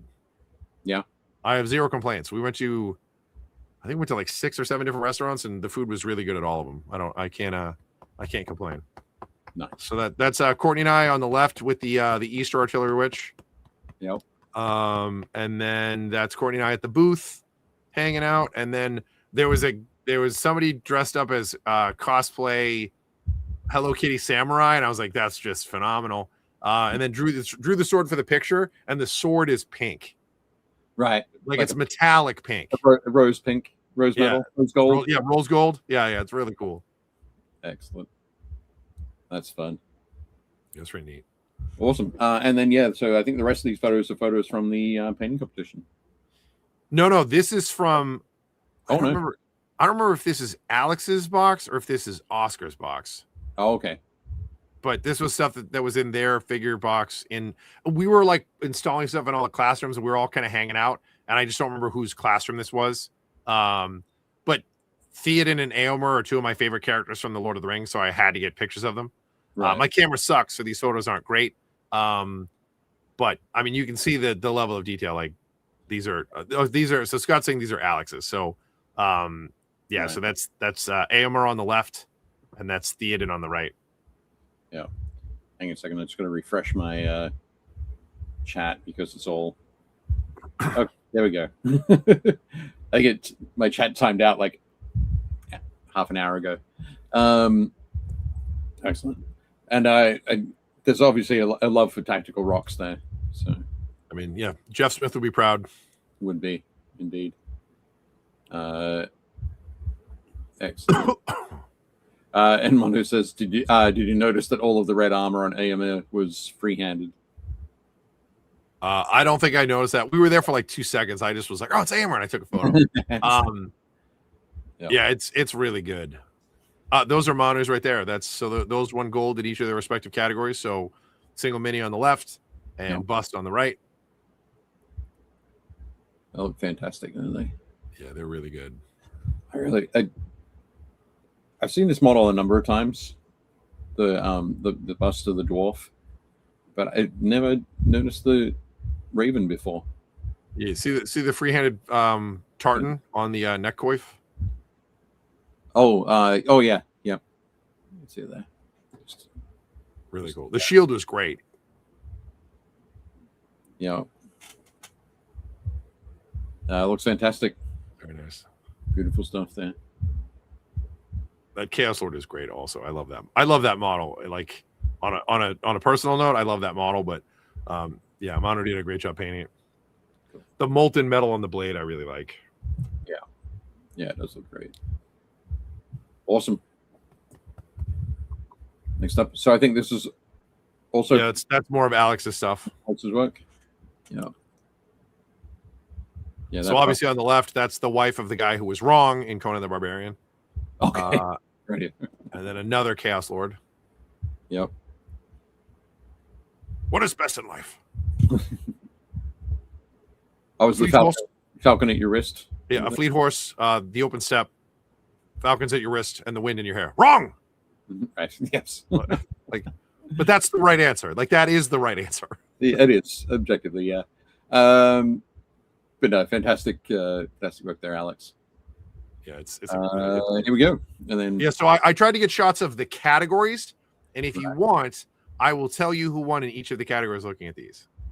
Okay. Yeah, that could be cool. So this is single mini. I try to do all of these at the end of the day on Saturday, so I think I got everything. As you can see, there's a really good variety. There weren't really a lot of overlaps. The only doubles we had were there's 2 Mogan Ras. Right. And I tried to space them out. There's one on the far left and there's one on the far right. Yep. And then there's 2 Armands. Okay. One they did with the Screamer base or the Disc of Zinch base, and the other one is him on foot. Yeah, there's that one, and then there's one in the middle. Yep. Couple Space Marines, couple Death Watch, bunch of Nurgle champions, but they were all very different Nurgle champions. I think there's like 5 Nurgle models in here. Yeah, but they were all different models. Wonderful. Yeah, so there's that big guy, and then if you go down the right, there's the guy with the Plague Splitter. Plague Spewer, yeah. Plague Spewer, and then if you go down in the front row, go to your right, to the right of Arman, second row. Yeah. That's a big Nurgle guy there. So there's those 3. Then there's the one in the middle, that one in the plinth. That's our buddy Scott Radams. Yeah. And then if you go over bottom left, that guy, this guy there. Yeah. So there's a lot of Nurgle. Oh. So people dig that. People like the Nurgle stuff. So there was a good amount of Nurgle. There's a good amount of Space Marines. A lot of Black Templars. All right. We had there's 3 Black Templars in this picture. Right. There's the guy on the back left with the torch. Yep. And then there's a guy in the front with lightning claws. One of the Sword Brethren. Right. He's like just off right. Oh, just yeah. off center. Yep. Just it. Yeah. And then there's an Ultramarine in there. There's like I think that's an Imperial Fist in the back. There's a Death Watch Marine. There's a Dark Angel. There's a Salamander. So lots of Space Marines. But yeah, Nurgle by far was the best represented. Right. And for the most part, there was a decent mix of stuff. So the big Nurgle demon in the back, that's from Darkwater. So that's an Age of Sigmar model. And then the rest of the guys were all Plague Marines. So lots of 40K. There's another Nurgle guy. On the left-hand side on the plinth, the blue guy. Oh, okay. Yeah. Go to your right. Yeah, him. Yep. That's what's his name with the 3 spikes and the big bearded axe. I think it's either Lord of Plagues or it might just be a Nurgle champion, but yeah, so lots of Nurgle for days. Everybody loves Nurgle. Lots of Nurgle, lots of Space Marines, but there was some other stuff too that was mixed in. Like there's a BattleTech mech right in the middle, the blue thing. Yep. So there was a BattleTech mech on the back all the way in the back. There's like an alligator like shaman in like a red robe. Okay. Yeah, that thing right there. That's that was a cool like alligator guy. That was kind of neat. There's I'm trying to think, there was one other one that's not Games Workshop. Oh, in the very front. Down here. So yeah, so that little guy on the left, that I believe is either from the Cyberpunk game or it's from Infinity. So it was like a tech hacker. She's like carrying a laptop kind of thing. Right. And then the guy to the right of that with the helmet and the tubes. Oh. Nope. Yep. That guy in the right, literally front middle, right in front of Scott's. That's a thrall, a tech thrall from War Machine. Okay. Cool. But everything else was GW. Right. But the winner in this category was the Black Templar in the back left. Okay. Over here. Yeah. And then the guy in the front middle, the guy that I was just talking about, the tech thrall, that won Mark's pick for best gore. Gore. Right. Cool. He did a great job on that model. There's like old school, the GW like lens effect on his like deep sea diving helmet. And then covered with tons of like really, really good freehand body tattoos. Right. And then like splattered with gore and everything. Like very, very cool. Excellent. Excellent. Yeah. Scott heard me talking to that guy. They got the mechs. I was like, he's like, oh, any feedback? I was like, well, I'm like, for the first thing is I was like, I would definitely varnish my mechs. And he's like, oh, I did. And I was like, what did you varnish it with? And he's like, oh, I hand varnished it with gloss varnish. And I was like, yeah, don't do that. Don't ever do that. And he was like, really? I was like, yeah, gloss varnish is good for spot varnish, but just use matte varnish. My rule of thumb I tell people all the time is if it's alive, it gets satin varnish. If it's not alive, it gets matte. So like tanks and Space Marine armor and brick walls, that's all matte. And if I'm doing horses or like witch elves, anything that's mostly skin or stuff that's alive, satin varnish. And then if you want to like make people nuts, or if you want like spot varnish for lenses and stuff, or like bug carapaces, gloss is fine. But I wouldn't gloss varnish anything. It just turns everything into a candy apple. Right. Yep. Yeah. So those are the two from this category that won the award, and then the sponsor award. Right. So this is the bust category. Yep.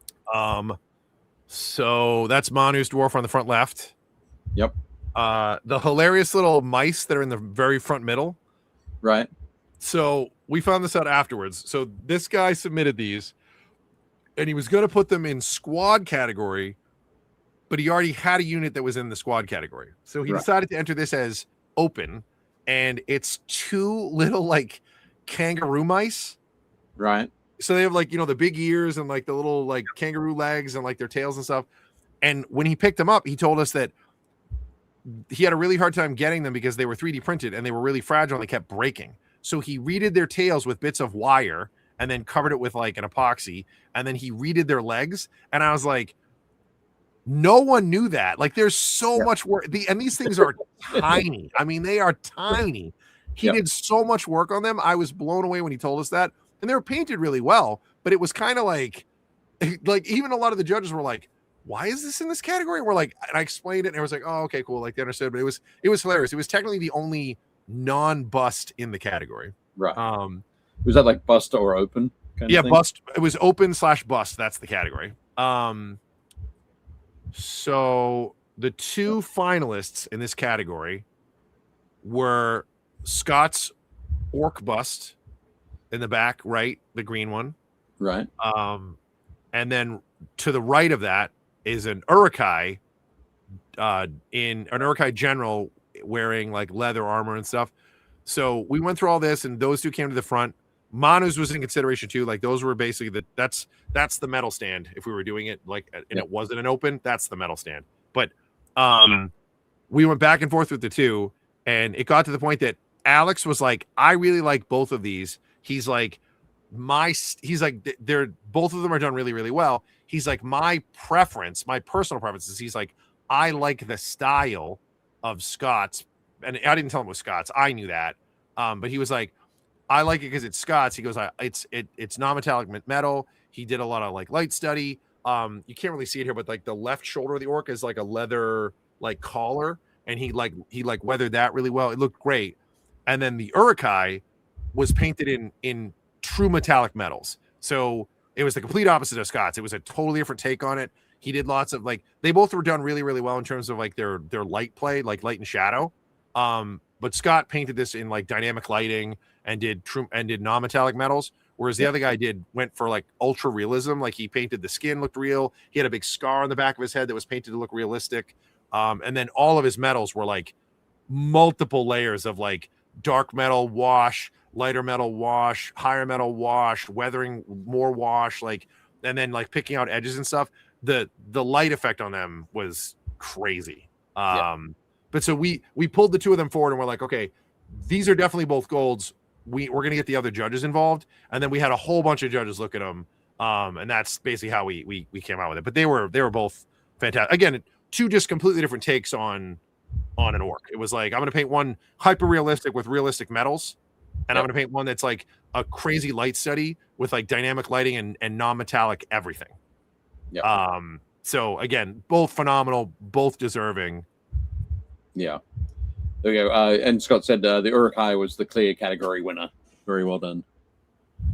So excellent. Next up. So these are super fun. So in this one, Quad this diorama display. it was diorama display squad. Right. So that's why there's a couple of like squads of dudes. Yep. So in these ones, the winner for there was the other weird category winner is in another group. So in this one, our three kind of like finalists in this category were the Tyranids against the Black Templars on like the big display staircase thing.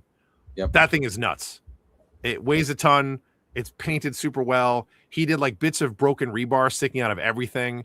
The funniest thing he told us is Alex asked him how he did the concrete, and he was like, "Oh, I work in an automotive shop, and every time," he's like, "we get a lot of cabs and cars that get dropped off, and every time we do, I open up their air filters, and I always dump out all the stuff." And he keeps all of that like dust and detritus in a bag. And when he did his pink foam, he cuts his foam and then he glues it, and then he dumps all of that stuff onto it, and then like varnishes it in place and does layers. So it looks like that powdery texturized concrete. And I was like, that's equally gross and amazing. Like, very, very cool. The biggest feedback we gave him was you could tell by the end it seemed like he was getting into like fatigue. The Marines look phenomenal. The stairs look great. The Tyranids look awesome. But you could tell that by the time he was done, like Alex and I were laughing about it. I was like, if I have to paint one more Tyranid, like I got 4 more to do. Like, and he just seemed like he kind of ran out of gas. And we talked to him about it, and it wasn't that. What happened was he had painted each of them as individual Tyranids and then mounted them. Right. And I had said you should have made almost like I would have recommended you do like a stunt double version of this thing where you just have a pink slab that's at the same angle. And I would have toothpicked them all in place, so then you could get all of your lighting really consistent and painted them as a squad. And then you could have glued them in place on the other one. He was like, "Oh, it's a really good idea. I didn't think about that." He's like, "I was just worried about getting to them before I glued them on." I was like, "Yeah, just toothpick them into another piece that's at the same angle." Yeah. And then you can take them out and work on them. And you can make sure they're in the right place. And then, but he was like, "That's the only thing that was wrong." But I mean, again, it was flawless. It was really, really good. The sort of the weird rainbow looking piece that's on the right of the trophy, that was really cool. It's 4 of the Roman Lepat astronauts. Yep, we've got a astronaut challenge a bit later. Okay, so we'll come back to that. And then there's the so I spotted. Is this an amalgam from Cult of the Black Grail from Trench Crusade? So I don't know where it's printed from. I don't think it's an amalgam from Black Grail because a lot of the weapons on it looks almost like a what is it? A Nurgle obliterator, right? But like the weapons that are on it are all modern. So there's like an AK-47 and there's like a rocket launcher and like there's I mean, it could be, but like it doesn't look like a Trench Crusade model. It looks like I don't think it's an AK. It's a the machine gun that had a sickle clip, which was earlier than the AK. But okay, yeah, it was really cool. And it's big. It's like the size of a dreadnought. Oh yeah, for sure, definitely. You can't really see them too well in this picture, but the squad in the front, in the middle, the guys on the movement tray, those are the Kasserkin. They were great. Like he did like really cool, like the actual Kasserkin, like the zigzag like camo all over them. Like they looked really cool. Cool. Oh, Dan said it is Trench Crusade. Yeah. Cool. Neat. Okay. Moving along. Here we go. Yeah. So this is great. So the hard shadow on the right-hand side with the vent and the camera, that's not from the lights. That's painted like that. Yeah. Which we thought was great. The crack in the wall is really good. One of the things that kept this from, I think, winning best in category was there were a couple of other cracks that weren't painted the same way. Right. And so that pulled away from it a little bit. And then they thought the bags should have either been painted with gloss or painted with something else to draw, because they're plastic bags, so they should be super shiny. The bags in the corner. Again, we had to be nitpicky because this category was so tight. I was just thinking like contractor bags, like the really thick bags, aren't shiny. Yeah. Sure, that's true. Satin at most, but yeah. But a lot of the pushback was like just certain finishes here and there. Okay. But the work on this is great. The lighting work on this is absolutely incredible. Like that sign looks like it's lit up. Yeah. Dave Hummel has to head off. Says thank you, Dave and Jake. Thank you, GameCon Canada coverage. Thank you, Army Painter. I'll check all the viewer models tomorrow. Long day. Worries. Okay, get some sleep, Dave. Take it easy, man. Get some rest. But, But you see what I mean? Like this looks Yeah. like one of the whatever that other company is that makes like big infinity models, because it looks like an infinity model, but it does, yeah. That looks great. But it's big. He's big. Fantastic. Cool. Vehicles. These were great. There were a lot of really fun ones in here. The same guy who painted the Kriegers. Oh, the guy who painted the Kriegers has the tank on the left, the Dorn. Right. Yep. That's from him, and he also did Dreer. And then the Saturnine Terminator, the Saturnine Dreadnought on the front left, that won this category. Right. He had like mixed metals. He had like 4 different, like all true metallic, but he had like 4 or 5 different metals, and they worked really well together. He did like streaks of like grime on the Dreadnought in places, but it was a very clean paint job. A little bit of weathering and stuff on his feet. It was toned really well. It was really fun. Cool. Nice. Which one? Which one took best category in this? The Saturnine Dreadnought, front left. Right. Yeah. The big turquoise looking. It was a Sons of Horus. Yeah. Sons of Horus Dread. Don't think I included the photo of that one. And then the furry looking tank on the right, that one best grime. Okay. That thing looked like it was furry. Right. Okay. Like he did such a good job weathering it up. Like I was like, you're gonna need a tetanus shot if you pick that tank up, kind of thing. Really, really cool. The only guy that isn't covered in grime, and it's a great counterpoint, is where the turret is popped.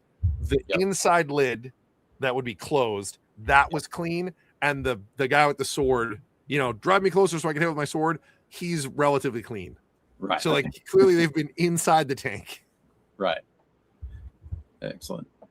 But really, really cool. This was large models. The winner in this category, have a vehicles category and a large models category. Yep. Is that how that works? Yep. Okay.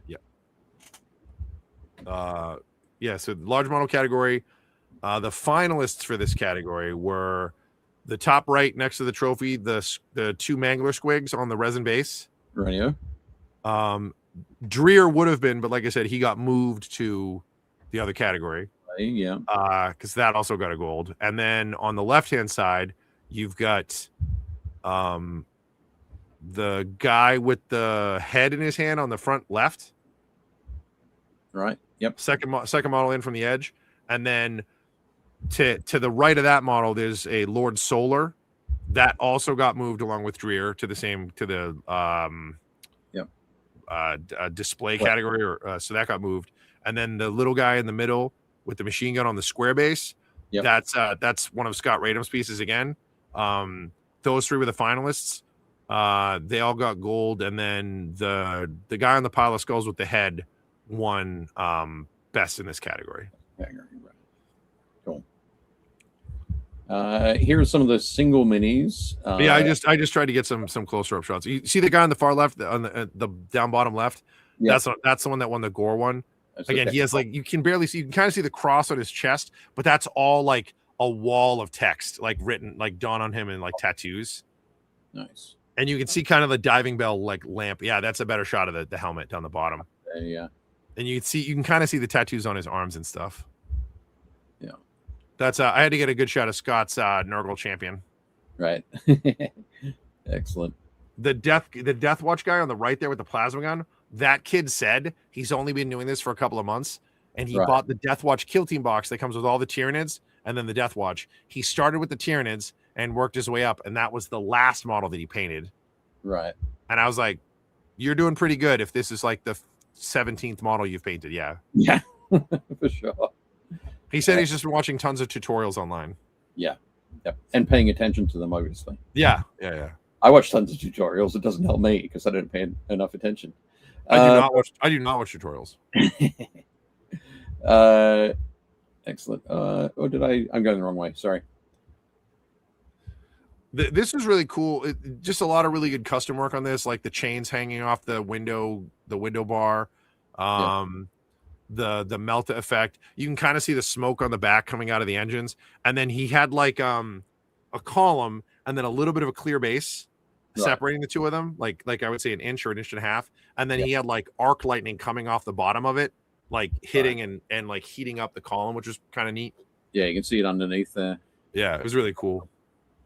So that was kind of holding it steady on the. Yeah. Oh yeah, definitely. It definitely was doing double duty, but it looked really cool.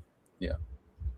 Excellent. And then he had converted this and put like the armored plate window carriers and stuff. So. Yeah. Yeah, there's that great Norn emissary. I just love that model. It's really cool. Yeah. Great, yeah, very, very well painted as well. Yeah, that red and black and the sort of the blue, sort of turquoise blue. Yeah, what is that? That's like Behemoth, I think. That's like the classic. Yeah, I think so. Paint scheme. And then Dreer was great.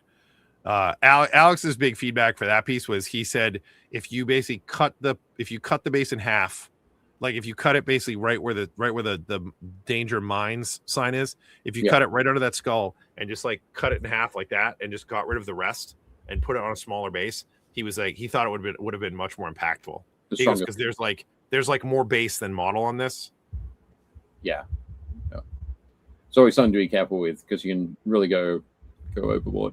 Yeah, I mean, I agreed with him. I said that the point also would be, it says danger mines and you're up on a hill, and if you cut it like that, the minefield theoretically is right off the base, which both Alex and I agreed like it heightens the moment, right? You're like, oh god, like that's like super dangerous, like what's going on over there, kind of thing. So, but it was a really good paint job, very very well done.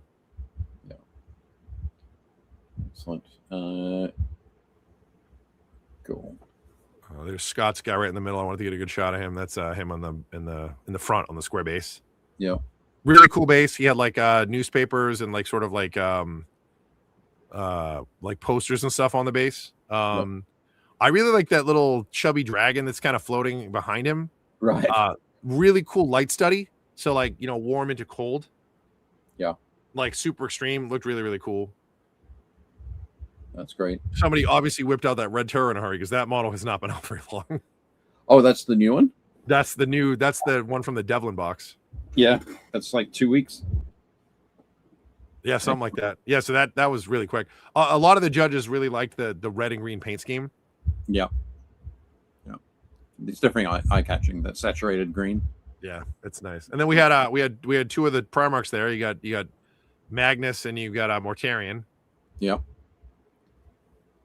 Excellent. One of these days I was like, man, it'd be really cool if we had all four of them. It'd be great if we all had all six. Yeah. Excellent. And there's a shot. There's one with the I guess the giant killer. Yeah, that was the eventual category winner. Right. In the front left. Excellent. Yeah, these are great. There was some really fun. The robot with the iron bar was pretty neat. A lot of the feedback on that one was that like the lightning. We all of us said the same thing. He should have brought it all the way up to white. Right. Yeah. Like it was a cool idea. It just felt like either he ran out of time or just didn't finish it or whatever. But really cool model. Like the model itself is a really really nice paint scheme. Yeah. Excellent. Dan said the hobbyist who did the dragon was amazing. She was absolutely blown away by the placing and literally jumped up and down with excitement winning the Artist Service Award. Yeah, she also did if you go back through the pieces, she also did the bust of the pirate captain guy. I didn't mean I meant people who are watching at home. They're more than welcome. Oh, okay. But you can also, Dave. Yeah, so the pirate captain guy on the right next to the green dragon. Yeah. She never joke up super literal. So yeah, no, she did that, and then she also did the alligator guy I was talking about. Right. Which I might have a better photo of somewhere, but yeah, you can always post it in the group in the Facebook. 100%. But yeah, it's super nice. Oh yeah, so that's the Leviathan is that's the vehicle category winner. Really cool. You can't really see in here, but because I think it's at an angle, but there are grime streaks on like the shoulder plates. Right. And then he had more on the back that were really cool. And then he's got a little bit of like you can see a little bit of it. It's really subtle. And then he's got like a little bit of weathering, like subtle dust weathering on like the cuff and like the toes. Yeah. And then the mixed metals on the arms and on the trim. What's cool? So he has like copper. There's like a brass. He has the silver. There's a gunmetal. It was just nice. It was very very clean with like very subtle chipping and weathering. Right. And then on the left, that was the eventual best in show winner. Right. So it's like we're all calling it oh god, what's the movie with Lewis Black and all the voices? A Disney movie. They all play the different emotions. Emoji movie. No, they play emotions. They play like a little girl's emotions, and they're all red. I can't remember. It's like I can't remember the name. We were all calling it that in space because like the whole idea is you've got the 4 spacemen and they're all different emotions. Right. He did a ton of work on this, so he got the file for the PDF, or he got the file for the astronaut, and then he went in and did what you do and kind of did. Josh says Inside Out. That's right. It's Inside Out in space. So he then like re-sculpted them all digitally. So like the guy down the bottom, his shoulders are kind of slumped and his head is tilted forward like he's bummed out, and he's like poking the ice with a stick. And then the fire guy, his arms are at his sides and he's much more stiff looking and he's making fists. He has his fists down by his side, so that's anger. And then there's the fear, and he's like kind of like reaching out, which is the standard sculpt, but he made his feet off, so he's like losing his balance to fall backwards. And then up the top, that's like happy. So he molded a little brush in his hand and he's waving. At first, we dinged this model because I was thrown off by the pink on the back of the astronaut in the second level. Right. And now because it looks really, really pink if you look at it straight on. And I was like, but the pink is in front of him. So the front of him should be pink, not the back of him. It just seemed like maybe he had originally posed it and then like turned it around or something. And then Alex made the point to pick the model up and literally turn it upside down. And if you look at it from the bottom, it's orange, but light turns red over distance. Yeah. So it ended up looking pink. But if you looked at it like straight up from where the magma is, it is the right color. So, that ended up winning best in category. Right. And then because of that, the big Tyranid one won best in category. And then this got bumped up to best in show. Right. Excellent. But very, very cool. A ton of work. We did it. We did it. True. So if you were invited back, would you go to GameCon Canada again? I think it would depend in the capacity. It was super fun. You can definitely tell that it's still like a new show. Like they're still kind of going through growing pains. I think it has a ton of potential. It reminded me of like a cross between when I went to, it's kind of like a cross between like when I was at Philly Comic-Con, which is like a big Comic-Con, but obviously because we go to San Diego, it's a whole other thing. So it's not that. And like a smaller PAX East.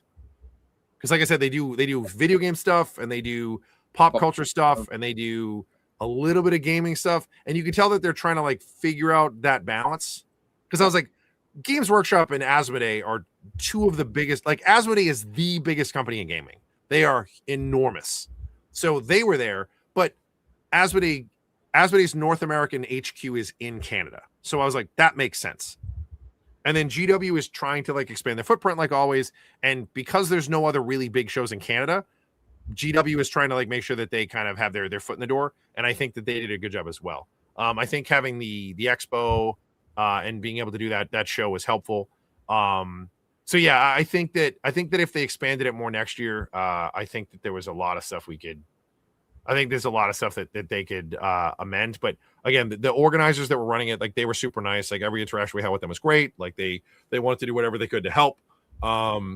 So, hopefully, yes. I think a lot of it's going to depend on like what they decide, what they land on, really. Oh. Yep. Cool. I would one of my suggestions as somebody who is watching from afar is on there. I would suggest to GameCon Canada, if they are trying to build the miniatures side or the tabletop gaming side of the event, would be to ensure that over the weekend that they show more tabletop gaming stuff happening at the show. On their social medias. I think like again, Instagram stories. They had 20 Instagram stories. Yep. None of them had anything to do with tabletop gaming. So that's just my goal. I think one of the biggest things that helped us both on the competition side and on the paint lesson side is there were so many people that when they came on Friday, then were told about paint lessons and the fact that there was a paint competition, and then like they had 3-day badges, so then they signed up for stuff and then brought stuff back the next day.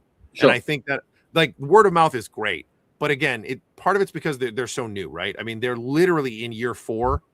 If you want to be really technical, it's year 3 in this new venue. So it's year 3 in this city.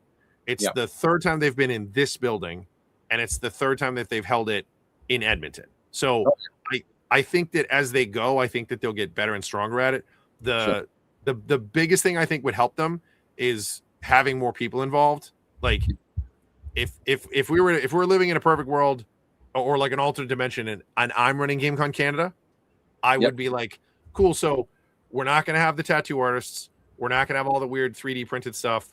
Like I'm going to limit like what I have for like other vendors that are outside gaming. And I would bring in more gaming companies. Asmodee makes sense. Like I said, it's an awesome choice, both for Asmodee and for them. Asmodee owns like something like 72% of the gaming market is owned by Asmodee. They own like 26 studios, and like I think it's 70% of the best sellers in the board game companies are owned by them. They also own Atomic Mass Studios, which makes Legion and MCP and Shatterpoint, all that stuff. They distribute Tooth and Coats. They have a deal with them. They, you know what I mean? Like all these big companies are all under that umbrella. So that's huge. That's great. But not having companies like Army Painter, not having companies like, Trench Crusade who are up and coming. Like there's a lot of other things that if you're serious about growing your gaming, Warlord, like not having Warlord was weird. Battlefront, there's a ton. Like I'm not saying they should be the next Adepticon, but when you go to PAX Unplugged, all of those companies are there.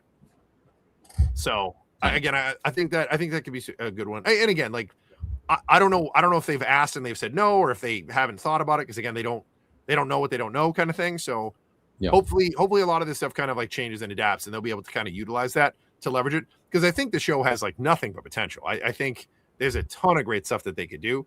The venue itself is really nice. Like I said, Edmonton is pretty cost effective, like for people to go. It's like when we moved from Chicago to Milwaukee, like you were like, oh wow, everything's so much more reasonable. So it's like that was really good. Again, it was fun. I don't really have any.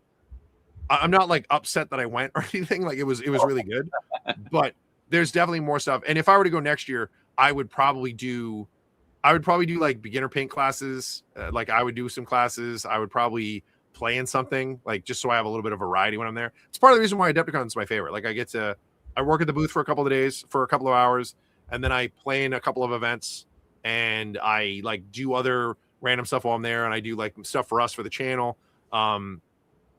So that would also help. Again, that's for me. That's for my schedule. But yeah, it was good. I would definitely recommend it, especially if you're in Canada. Like everybody that's in the chat, all the Canadians are all saying like, it's the biggest show that they have. So yeah, cool thing. Excellent.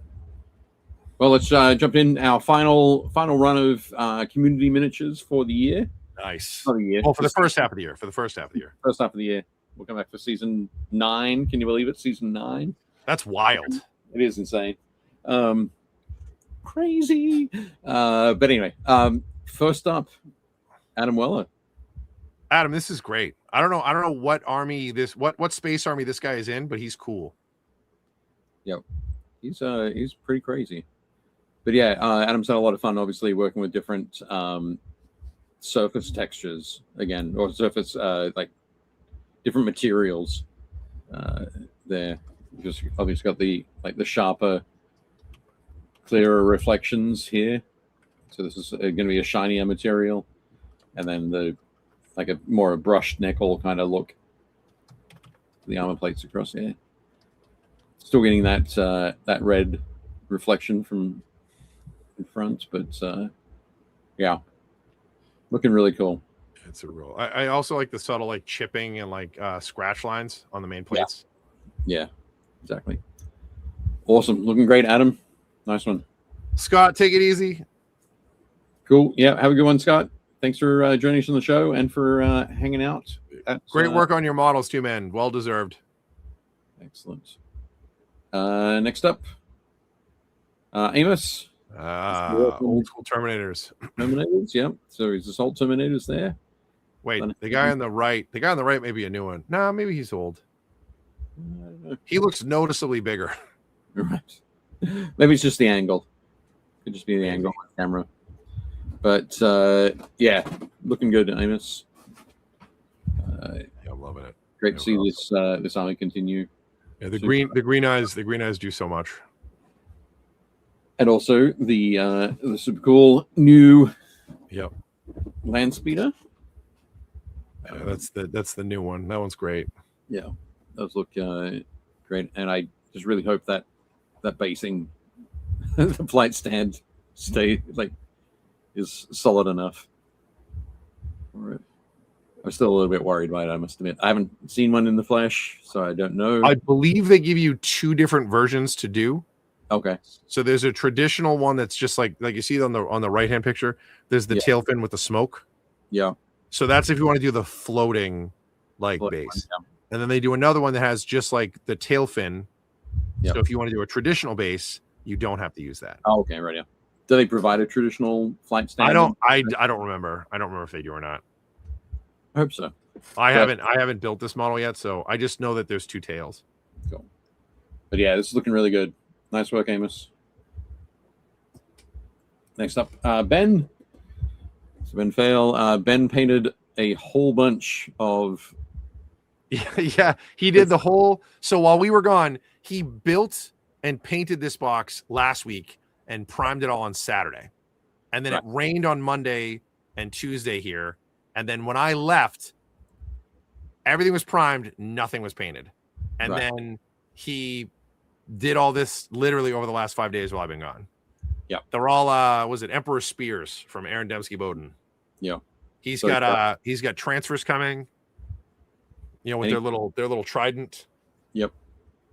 But he primed everything with a rattle can, painted the details, and then hit everything with an oil wash.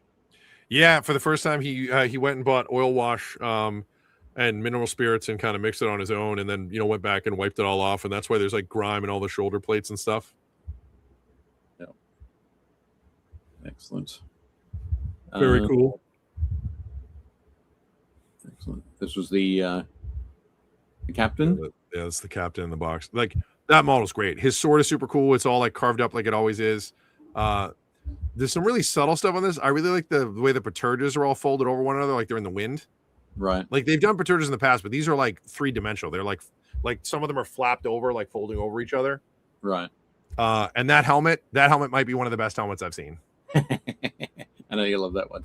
I'm a sucker for a Greek longitudinal crest, and doing that paired with the victory laurel is like the best. Right. Yep. That's cool. Nice. And there we go. That's the whole set, all painted. He's still going to do transfers. Technically, he still has to finish the standard. Right. Because he's going to do more detail on it and actually put the logo once he gets the transfers and stuff. But yep. I think they call them icons or sigils. Logos seems a little commercial. Sure. But I gave Ben credit. I was like, dude, this is some like Dave Taylor level stuff. Like, what did you do last week? That's pretty amazing. Yeah, that's way more than I would have got done. Yeah, Ben did a great job. The chaplain, I think the chaplain's great. He's like on the right there. Right. He's so dark in this. It looks like it's just a base, but like the chaplain looks really cool. And I need to talk about don't put the dark model in front of the dark terrain. Yeah, that probably wasn't intentional, but yeah, he is really hard to see. All you can see is a blue shoulder pad. Yeah. He looks great. Nice work, Ben. Well done. Next up, Chris Gorka. Yeah. So this is the Halo ODST box. Right. Cool. So yeah, he painted spent a whole bunch. So you head to the BuildPaintPlay community Facebook page, click join group. Somebody will let you in, and you can check out more photos from Chris. Very cool. I think he's got another 6 or 7 guys painted. Yeah, he did the whole box. So I think it's like 6 guys. I think it's like 6 guys, and then you get if you bought the collector's box, which he did, you get Dare on the left. That's Commander Dare. Okay. She's really cool. She's like an ODST liaison.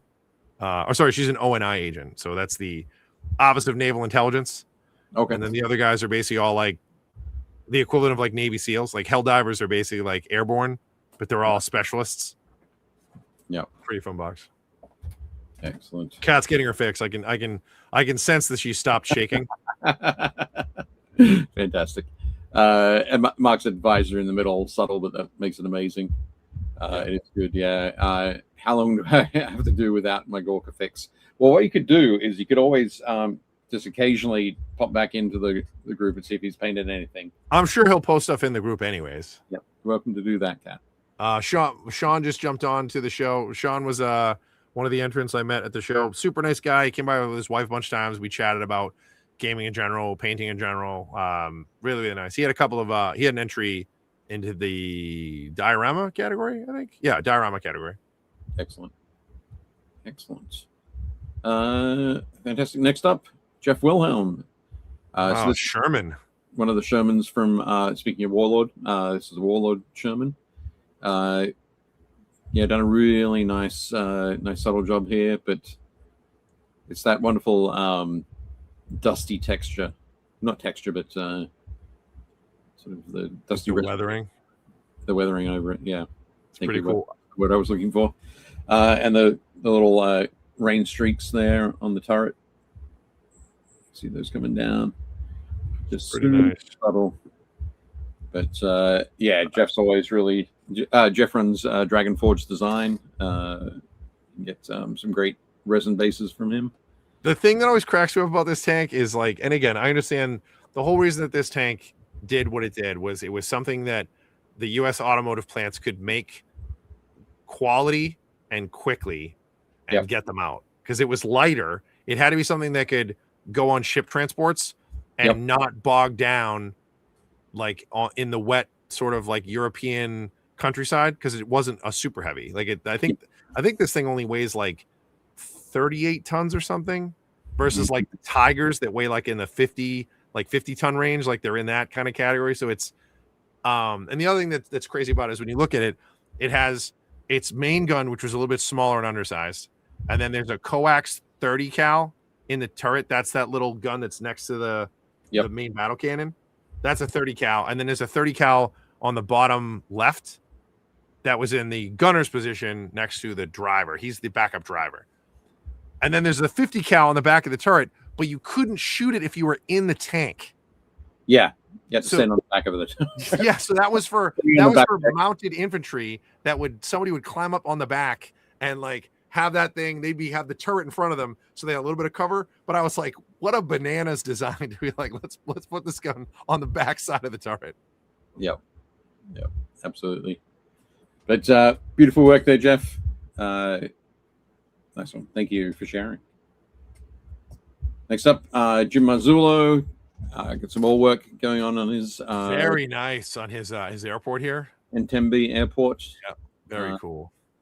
And yeah, that plane is great. I forget what that one's called. So, I know that pattern. I can't think of it. Yeah, but no, looking good. I think Jim said he's ready to be doing some more play testing, and Hurricane is in, if I'm not mistaken, it's in August. Very cool. So. Yeah, definitely cool. That airplane is a cargo plane. The back section opens up. Oh, does it open up this way, or does it? I think it opens up this way. Oh, cool, nice. Because it has the twin booms, so that would open up, and then you could put cargo in the plane. Right. Yep. Excellent stuff. Yeah, quantity is a quality all of its own. Yes, indeed. The plan was that like we'll just drown the Germans in Shermans. Germans in Shermans. There we go. So you do it. And 30 to 33 tons, somewhere in that range. 33, yeah, okay. But next up, Luis. Luis has been working on some more of his custodies, so on the vehicles. Super cool. So first up, he sprayed this section of the vehicle gold. Okay. Then put a what did he do next? I think he did bright red next. Yeah, the red candy over the gold. Yeah. and then used these brass etched stencils to get that crazy the crazy patterning. So laid those over, then hit them with the black. Very cool. There's a. Do you want to hear my MacGyver way to do this? Okay. So the MacGyver way to do this is you do the same steps. You paint like your undercolor, and then you take cotton balls and you stretch them out, and it's almost like the like spider web stuff you do at Halloween. You stretch it out like that, and you basically blue tack it in place, and then you spray it, and then when you pull it off, it gives you the same thing. The only difference is like your patterns are totally random and different every time. Yep. Whereas in this, with his molds, you can get the pattern that you want. But that's like a super easy way. We used to do that on like weathering for like vehicles and stuff. Yep. Yeah, baby wipes, same thing. You want that like cotton sheet, you like stretch it out and rip it apart and then put it on. Yep.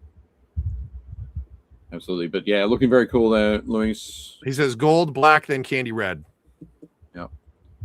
And then we've got getting back to this stage here.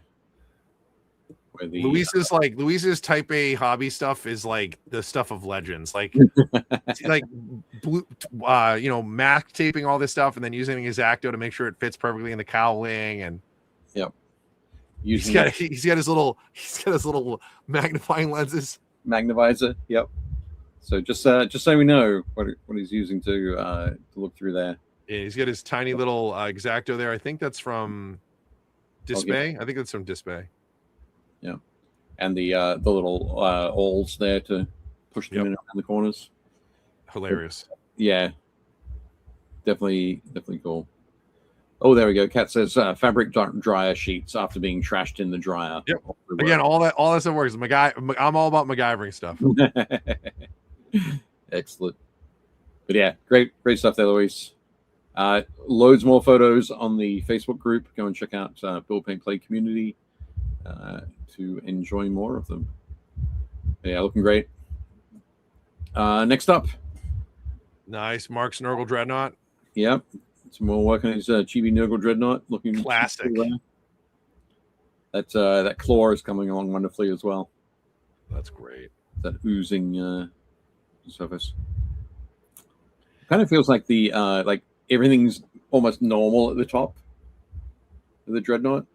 Maybe not the face, but the like the top of the shoulder pads, the top of the back. Like the profile. Yeah. Everything's like smoother and clean, and then it's just sort of falling and collapsing and oozing as you get further down. Well, yeah, nice work, Mark. I do like his mixed material sculpting, which always it's like bananas. Yes, he does clearly have guts there, Mark. Josh, you need to be careful, of course. You just want to step on those. Yeah, you gotta be careful. Don't trip yourself. That's why he's walking like that. All right, yeah, got the wide stride. So there's loops of intestines can go between. Awesome. Dan Osborne's heading off, says dinner calls, need to step in out. It's a fun recap. Thanks for joining the team, Jake. Appreciate your support. Yeah, no worries, man. It was a good time. Thanks for having me. Fantastic. And then Mark says there's a mix of green stuff and super sculpty. Nice. Yeah, fantastic. Nice work. Next up, Phil Lisak. Damn. The caption for this post from Phil was, "While you were sleeping, we built the underhive." Yeah, apparently. So having a lot of fun working on different panels, the underhive panels for Necromunda. That's awesome. But yeah, it's looking really cool. It's a great. There's a great sort of consistency, but also variety in those panels and the way that he's used the different bits and pieces. Yeah, like some of those are definitely like some of those are the actual GW kits, and then some of that stuff is 3D printed. 3D printed for sure. But yeah, like I recognize some of those kits. I have built them. Yeah. The stairs, I think, are a GW kit. Yeah, the stairs, the weird like thing that looks like a gun over on the far left. It's like a cylinder with the plasma gun kind of looking vibe. Right. Yeah, that thing. That's one of the plasma regulators. Yep. That's the Mechanicus like generator. Yeah. And then the platform on the left that looks like a helipad, that's a GW kit because it has the panels that you can stick on the side so people don't fall off. Yeah. This one here's 3D printed, I think. and Yeah. this one here as well. Yep. And the cylinder in the center. But yeah, looking great there, Phil. Very cool. Good to see that coming together. Looks great. Nice one. And then we have Stephen Ryder. So it looks like he had an old school owlbear. Old school owlbear. That owlbear is 49 years old. That's from 1977. Solid. It's pretty amazing, right? And just painted in the last week. I'm willing to bet that is, if it's the original. Well, the mold is the model itself that old? I couldn't speak to that. So here's the cool thing: if the model is that old, that's lead. Yeah. Because that predates all the rules where they changed all that. Yep. So if it's just the mold is that old, then it might be white metal, but it's probably lead. Yeah. And now it's safe because it's enrobed in paint. It is indeed enrobed. But yeah. But the other piece, the other photo we've got there, Stephen out in his workshop had a switch plate to paint and added some cool Orgy checks to it. Dude, that is so old school with the old like cloth, like canvas roped electrical lines. That's crazy. Right. Yep. That's almost knob and tube wiring, which almost some up here in my ceiling. That's bananas. We've got most of it has been removed, but there's still some little bits here and there. Stuff that runs through the plaster walls, for example. But anyway, great stuff there, Stephen. Very cool. I think that is the final one. Yeah, there we go. Let me show, make us big again. I'll show you one of the things I got from one of the artists, which I thought was really cool. Oh, nice. So this is all Macross art. Yep. This stuff was really cool. I got like 7 of them. So they're all in here, but like this is Optimus. Yeah. Nice. But really cool art. They were the couple that I talked to, and they're like, "Oh yeah, we've been to every year." And I was like, "Oh, in Calgary too?" And he's like, "Yeah, we did that show 4 years ago." And then when they moved to Edmonton, we moved here. And he's like, "We've done all of them, and it's gotten noticeably bigger each time." Like they were super nice. So awesome. That's great. I've got something that I meant to show earlier in the show, but I didn't. So we're working on the Trench Crusade Arena Challenge. Yeah. Part of the factory team. I have finished painting my Fallen warband, the Envy warband, and then so now you're on to like 2 more. I finished painting my Faithful warband. So now I think that I get glory points for building a display table. Yeah. Display sort of setting for them. So I've got plans to do one for the Faithful, and I'm working on the one for the Fallen. And I went on to my mini factory, did a quick search for like hell gates, that kind of thing. Sure. Got this crazy thing that we've just finally at the office printed out the final pieces for it. And it is these 2. Oh, that's cool. Super creepy, cool hands. And I assume you're gonna glue them so they're like this coming up out of the ground. No, they're going to be mounted like this, so they're sort of stuck in the ground. And this is the archway that the court will be walking through. I was going to say because you could totally do them so like they're coming up out of the ground, like if the bottom of the screen is the ground, like they're coming up like this. Yeah, it's like they've come up from hell and made a gate. Yeah, but no, they'll be descending from hell. But while they're not attached to anything, it is sort of super cool to run around and scare the kids. Scratch. I was going to say scare the cats, like scratch the cats, and you got to put on your hoodie so you can do these, and then. I did that at work today. There we go. Perfect. Of course you did. Yep, they're great scratches too. Nice.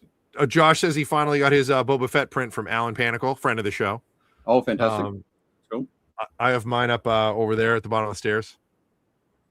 Take my strong hand. That movie is so terrible, but he's so, oh my god, that character. Yeah. Grab my strong hand. So cool. And then I have one final bit of news before we head to our summer break. Sure. I think it's going to be announced at some point this week on the Trench Crusade social medias. But I am joining the Trench Crusade team 2 days a week.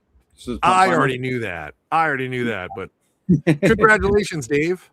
Thank you. Yeah, I'm gonna be. It's gonna be super cool. I've already started. I'm working with Lyle Lowry on the Trench Wire. So I'm gonna be putting together loads of cool articles over the coming months and years, and however long we do it for.